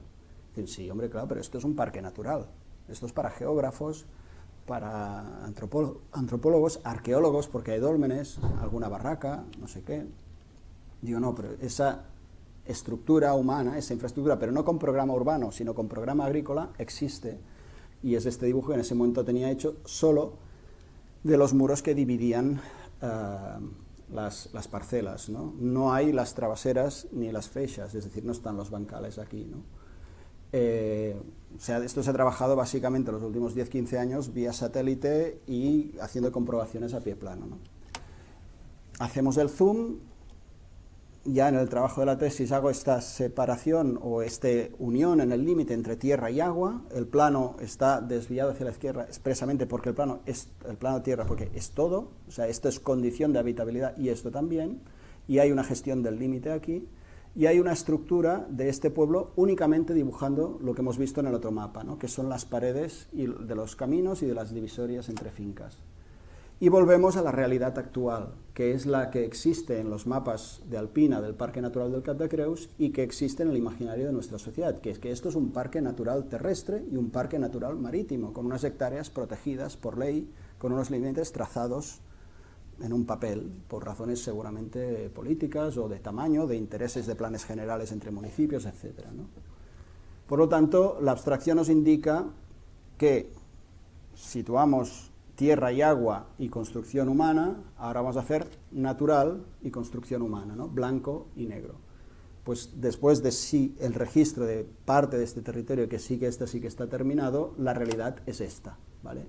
Aquí están todos los bancales, todos los muros de contención, el espacio en blanco es el que correspondría al negativo de este, que son las divisiones entre parcelas y las estructuras de los caminos, que ahora están en blanco. Y este es la materia construida por nuestra especie, en este caso en este trozo del municipio de Cadaqués. Por lo tanto, volvemos a la analogía y a esa superposición con Barcelona, en la cual hacemos coincidir el Call judío con el Monte Taber, ¿no? el Barquino, ¿no? El origen de Barcelona, etc. Y con esa superposición coincide la Plaza Cataluña con la zona industrial de Cadaqués a la entrada del pueblo, ¿no? Si cogemos estos dos mapas y los utilizamos para medir, podemos jugar incluso con la medida, con ese escalímetro que es el ensanche, para ver cuántos metros lineales de muro hay dentro de cada illa de la Xampla, ¿no? O a la vez el plano más definitivo, que es mostrar a la comisión de doctorado, en este caso esto ya no es comisión, esto ya es cuando se presenta la tesis, que una población con programa urbano se ensancha con el Eixample, una población en el Prepirineo en contacto del agua con la tierra se ensancha con un programa agrícola. Yo como arquitecto me gusta trabajar en todo el planeta Tierra trabajando la condición de la habitabilidad, no solo en ciudades y no solo haciendo edificios. Incluso pienso que muchas veces los edificios diluyen sus límites y acaban mediando entre lo que los rodea y las personas que habitan ahí, ¿no? En diferentes formas, necesidades, programas, momentos. La tesis tiene dibujado todo el cadaqués geográfico, los diferentes elementos, que es este espacio que vemos de la cordillera hacia el interior. Para hacer unos primeros números de todas las 10.000 hectáreas del Cap de Creus, hay 36 hectáreas, que son los 36 cuadrados de 100%, para hacer una encuesta al territorio, 12 con pendiente baja, media y 12 alta. Esto, por ejemplo, es un cálculo estadístico de la cantidad de tierra pedregosa que hay construida detrás de las traveseras, que son metros cúbicos de tierra y piedra. Lo mismo está hecho con los metros lineales de traviesas, etcétera, ¿no? Y al final, bueno, una serie de cálculos, una síntesis muy rápida, nos lleva a afirmar aproximadamente, y hay muchísimos errores seguro, que estamos cerca de 15.000 kilómetros lineales, 15 millones de metros lineales de muro de piedra seca. Las barracas, hablamos de líneas, ahora hablamos de puntos. 654 barracas localizadas satélite. Es posible, bueno, casi seguro, ya este año con el alcalde, y he probado desde hace 2-3 años con Generalitat, están para otras historias estos momentos, pero sí, a través del pequeño municipio van a destinar unos recursos a hacer bien estos mapas y a entrar más en profundidad e ir descubriendo. Incluso cada vez que haya un incendio vamos a estar ahí detrás para registrar todo lo que ahora el garrigá, esa maleza, está tapando, porque como hace unos 100 años que esto no se cultiva, el bosque mediterráneo está recuperando su espacio, cada vez hay más encinas, el pino desde los 60-70 que se ha plantado por un tipo de cultura determinada, del verde es bonito, pero que es perenne y que en este caso es invasor, ha ido ocupando, cada vez que hay un incendio es el que son bombas que estallan y lanzan contra Montana el fuego y lo expanden más. Bueno, todo eso va teniendo sus ciclos, pero hay un imaginario en la sociedad que, igual que esto era un parque natural, pues también la vegetación es sostenible a discreción, ¿no? Pero hay unas personas, biólogos, personas medioambientalistas, que conocen los materiales de construcción del medio y saben si conviene en un momento pues que esta especie esté aquí o conviva con la otra de otra manera, o incluso que el bosque desmesurado no es bueno para los ciclos y la relación de las especies, ¿no? Las barracas, un programa uniendo distancias entre ellas que nos dan las densidades de población de ese barrio de 10.000 hectáreas, de donde se acumulan más o menos. Els clubers, 3.600 y pico. Vemos de ellos que 2.200 están en un 20% del territorio, que es solo el cadaqués geográfico, mientras que 1.000 se distribuyen en el 80%. Eso nos indica algo, ese dato dirá algo. La población es esta. Hacemos el mismo ejercicio antes, el cadaqués del plan general, el espacio del parque natural terrestre y marítimo, barracas y clubes mezclados, que no existen de momento. El trabajo lo que pretende es que con el tiempo se vayan documentando, sea vía ejercicio profesional, vía optativas de universidad con estudiantes de primero, segundo, los meses de julio, cual arqueólogos, por ejemplo, pero documentando y entendiendo y aprendiendo esas condiciones de habitabilidad. ¿Cuántas piedras hay movidas aquí? Se hacen unos fragmentos de cada una de las tipologías, se extrapolan, se van multiplicando, con muchos errores de cálculo, pero con un método científico, ¿no? Y sean de los clubés, sean de las barracas o sean de las traviesas, ¿no? Al final llegamos a una hipótesis de 5.600 millones de piedras movidas en 300 años. Bueno, hay un montón de errores de cálculo, seguro. Nunca podremos llegar a contarlas. Pero, ¿qué me interesa de este dato? Que todo esto se ha calculado con el mismo método científico. Por lo tanto, el porcentaje equivalente sí que tiene una cierta certeza, sí que se aproxima bastante. Por lo tanto, els clubers, el excedente material que indica un 2, puede ser un 3, puede ser un 5, me es igual. Si me he equivocado de la mitad, será un 5. Pero pensar que una sociedad orgánica que solo trabaja con la energía de su cuerpo en solo 300 años ha sido capaz de reorganizar todo un territorio, hacerlo rebrotar, haciendo una geografía humana, una nueva topografía de esta extensión, solo con su fuerza y los animales, ¿qué capacidad de organización tienen que tener? Por necesidad, lógicamente, y más los de este lugar, como veremos después, porque están aislados en un cul-de-sac, en una isla prácticamente, solo tenían el mar como gran medio de comunicación. Toda esa actividad solo ha generado un 2% de excedente, 120 millones respecto a unos hipotéticos 5.000, 6.000. Cuando nuestra cantidad de excedente actual con nuestro modelo de sociedad es de un 350%, que es una huella ecológica de 3,5 planetas, ¿no? Que es el modelo industrial, ¿no? Por lo tanto, modelo neolítico frente a modelo industrial. Dos extremos. Buckminster Fuller hablaba de los esclavos energéticos, evidentemente una cultura que están toda la vida trabajando físicamente para generar su medio, ¿no? Nosotros somos otro tipo de esclavos seguramente, ¿no?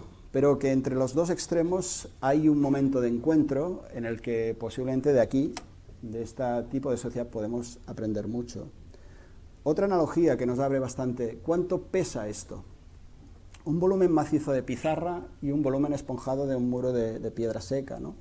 Calculando el peso específico y aplicando la fórmula nos da que todo esto pesa 1.200.000 toneladas, más o menos. Pero ¿eso cuánto es, no? Si cogemos un elemento de medición como puede ser la Torre Eiffel, 7.300 toneladas, sabemos que toda esa materia movida en 300 años son equivalente a unas 165 Torre Eiffel. Bueno, pues este es el modelo que hay en ese territorio, que un niño pequeño cuando dibuja la montaña Cadaqués dibuja una mastaba natural, porque toda la vida ha estado así, y es natural, no está hecho por el hombre, y repartimos las 165 torres de 300 metros de altura respecto a la montaña de Paní, que tiene 600, por el territorio con una función X. Torres de alta tensión, función simbólica como Eiffel, pero, bueno, una función X.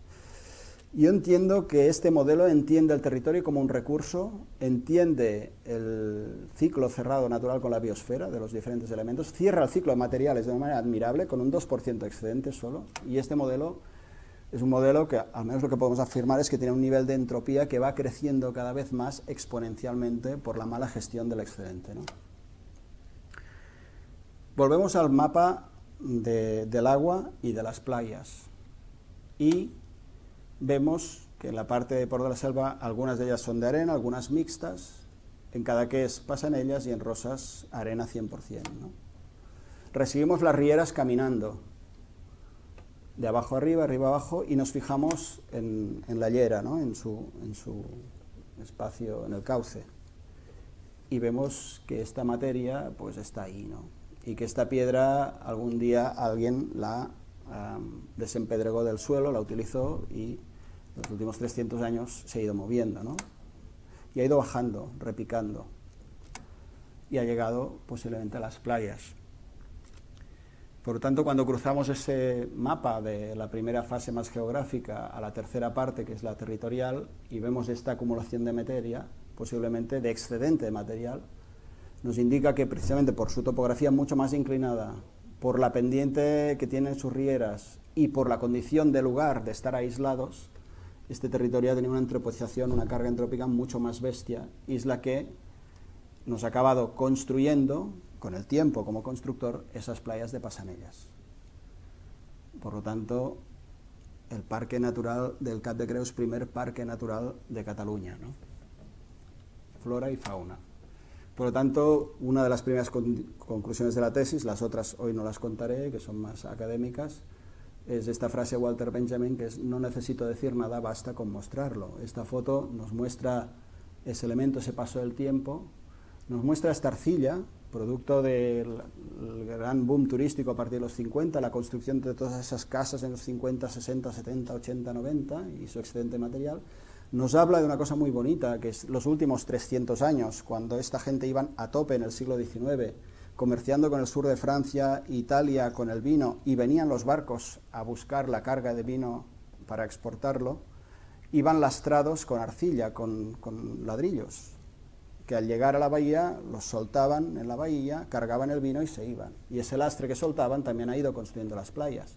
es que a veces encontramos piedras de cristal marrón, de cristal verde y cristal blanco. Los picnics de los últimos 40 años, hace 10 que ya son con plástico los envases, que pues el turismo llevaba los líquidos en envases de cristal, que siguen estando ahí, ¿no? Por lo tanto, ¿de qué están construidas esas playas, ¿no? De esa parte más salvaje del Parque Natural del Cap de Creus?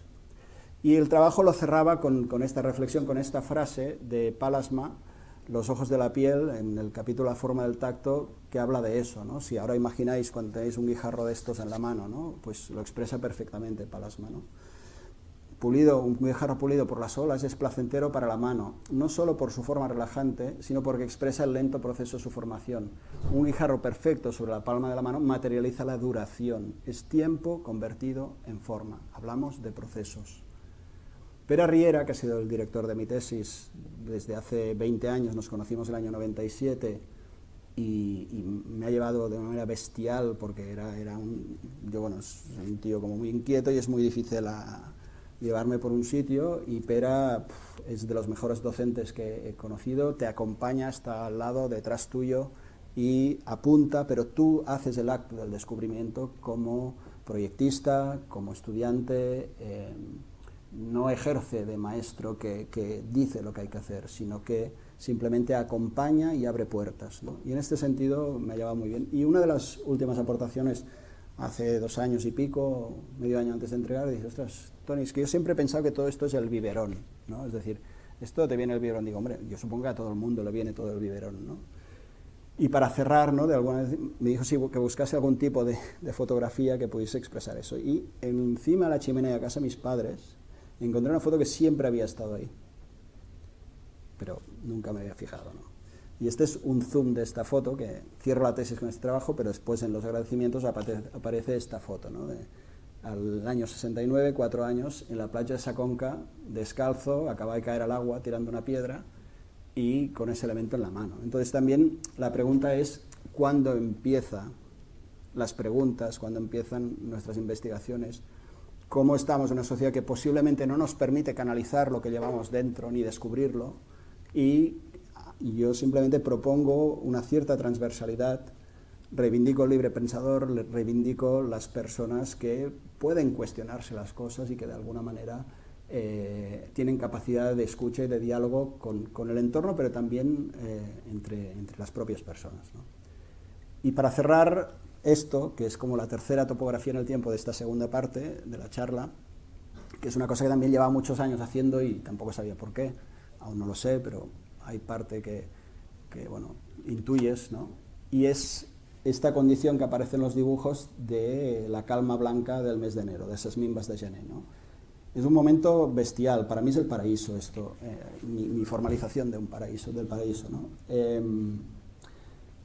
Topografía, baja el agua 30, 40, 50 centímetros, un anticiclón de invierno, temperatura 20 grados, luz de invierno, hay momentos del día en que la línea de horizonte desaparece y se funde agua y aire, y en esa condición de lugar es donde en el año 95 empiezo a pensar un proyecto que tiene que ver con esa planeidad de la lámina de agua, no con la topografía que hemos visto en las primeras fotografías, ¿no?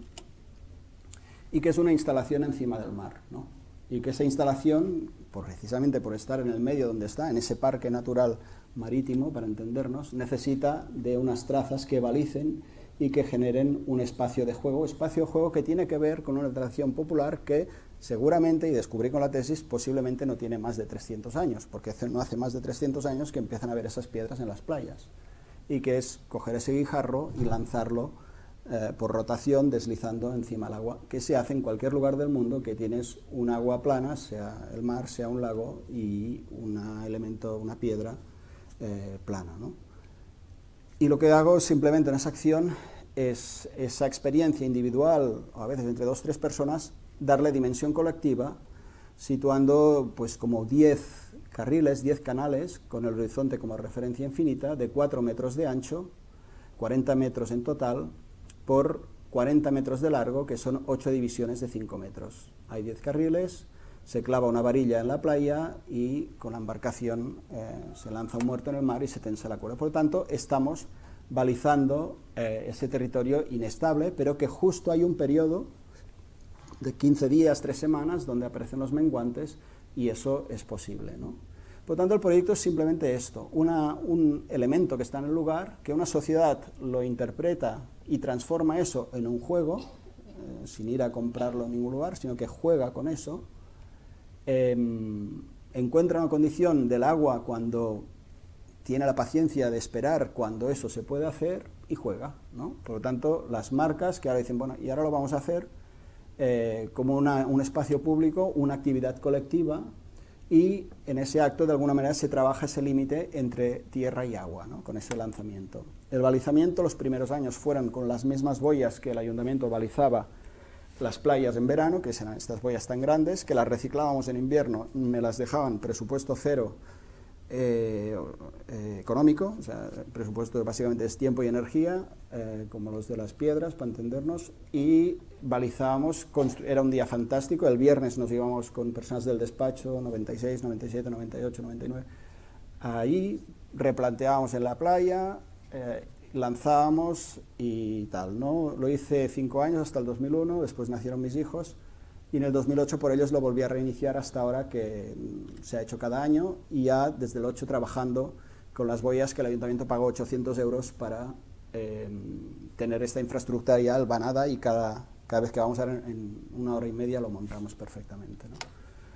Trazamos, se hace la actividad, se hace la fiesta, pero también en el año 95-96, esto sí, agosto de 95, después de un proceso de unos meses, en que tenía como la obsesión de intentar registrar esta acción, y con una serie de preguntas que me hacía sobre las dimensiones, el espacio, el tiempo, la energía, etc., pues aparece este pentagrama, casi por descarga intuitiva, ese pentagrama imaginario sobre el mar, pero que al final no está en el mar, se transforma en esta ficha puntuación, y que al final lo que hace es condicionar la distancia entre las marcas, entre las boyas. Por lo tanto, esas 8 divisiones de 5 metros en los 40 hacia el horizonte responden a una octava musical, ¿no? Por lo tanto, con 2 datos que salen de esa acción espacial, el número de botes y el lugar donde se hunde la piedra, determinamos un tono por la referencia en perspectiva de las boyas, 30 metros es un La, etcétera, ¿no? Desde Do bajo a Do alto, y el número de saltos de 1 a 2 blanca, 3, 4 negra con punto, damos 4 tiempos aleatorios, y con esos 2 datos, el que está jugando con la última piedra que lanza, porque es un juego, no es una competición, genera un tono y un tiempo en forma de nota musical, registro acústico. Lo que se ha hecho cada año es en la playa ir acumulando estos datos, y o bien alguien lo toca en directo al final de la fiesta, o bien lo introducimos en el ordenador, aplicamos memoria y sale como forma final de ese proceso lo que entre todas estas personas han hecho, ¿no? Estas, hasta el año 2015, que ya empezamos a plantear el 20 aniversario para el 16, son las ediciones que se habían hecho. Aquí hay 960 personas, 960 lanzamientos, con la serie de cada año y el nombre de la persona con la nota correspondiente que ha ido haciendo, ¿no? Hay algunos que han repetido, etc. Entonces, en el 15 propongo a un amigo y director de orquesta como es Francesc Llongueras, todos estos registros, aquí es otro mapa que hacemos, que es el nombre de todas esas 960 personas donde lanzaron la piedra y solapando los nombres de cada uno, y estas son las notas como quedaron, en rojo las boyas, en negro las piedras. Pues le propongo a Francesc que genere un enunciado común a diferentes compositores para transformar los registros acústicos en composición musical.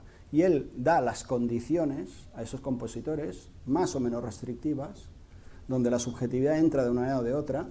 Ahí le dejo yo que él interprete, porque es su territorio, en el equipo, en esa carrera de relevos, que cada uno de los compositores trabaje una pieza, ¿no? Del 96 al 2015, ¿no? Y al final se genera esta Sinfo Suite, pasan ellas 20 de 60 minutos, donde está cronológicamente desde el 96, 97, 98 hasta el 15, ¿no? Creo que son 13 o 14 ediciones en 20 años, ¿no? Y los diferentes compositores, desde personas locales del pueblo, como puede ser Joan Puig, que tiene 82 años y es compositor de sardanas, Jonathan Crawford, que viene de Nueva Zelanda y bueno, puntualmente ha pasado por Cadaqués en su vida. Pep Pascual lo conozco en la Bienal de Venecia del 14 con una cosa de Seró. O Maurici Villavecchia, que es compositor profesional, Ana Bofilla, arquitecta, pero hace música contemporánea, Pau Riba, etc. Gente muy diversa, cada uno hace lo suyo, y el director de orquesta lo que hace es hacer una pieza hilvanando esas ahora sí ya composiciones musicales, y trabajando el límite entre ellas con una serie de interludios, que son los de color verde, que tienen que ver con el cancioné popular de Cadaqués, que son las canciones ancestrales que llevan arrastrando esta población desde 300, 400 años atrás, ¿no? Y sale una pieza que es la Sinfosuite Passanel. Mira, aquí un Pep Pascual con Francesc trabajando, nos lo pasamos muy bien. Esto es el año pasado en el Artilloia, cuando se inauguró, con mucho esfuerzo y bueno, con una orquesta de 30 personas y 70 voces del coro de Cadaqués, donde participaban desde los más pequeños a los más mayores.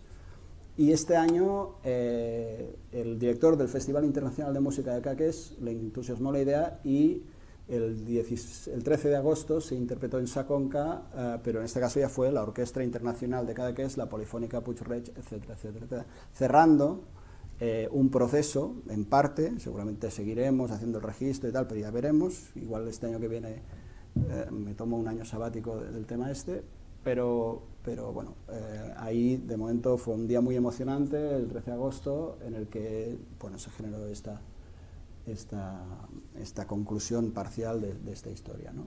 Y ahora ya simplemente para cerrar os pongo esa estructura. Simplemente podríamos hacer una analogía con esa foto de Salou, ¿no? Donde hay esas condiciones vinculadas a un programa y que el usuario al final acaba ocupando con su manera de interpretar, ¿no?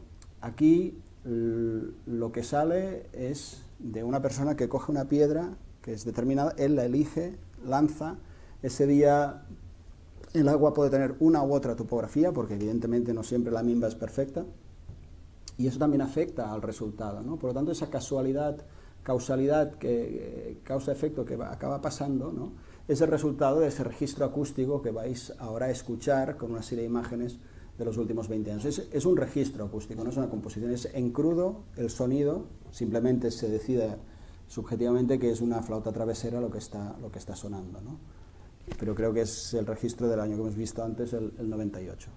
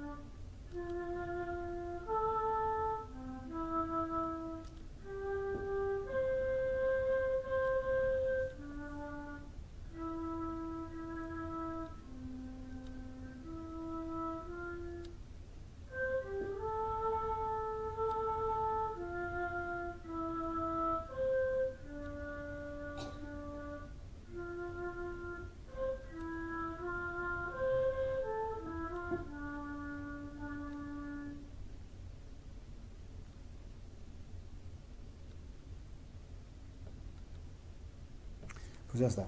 Gracias.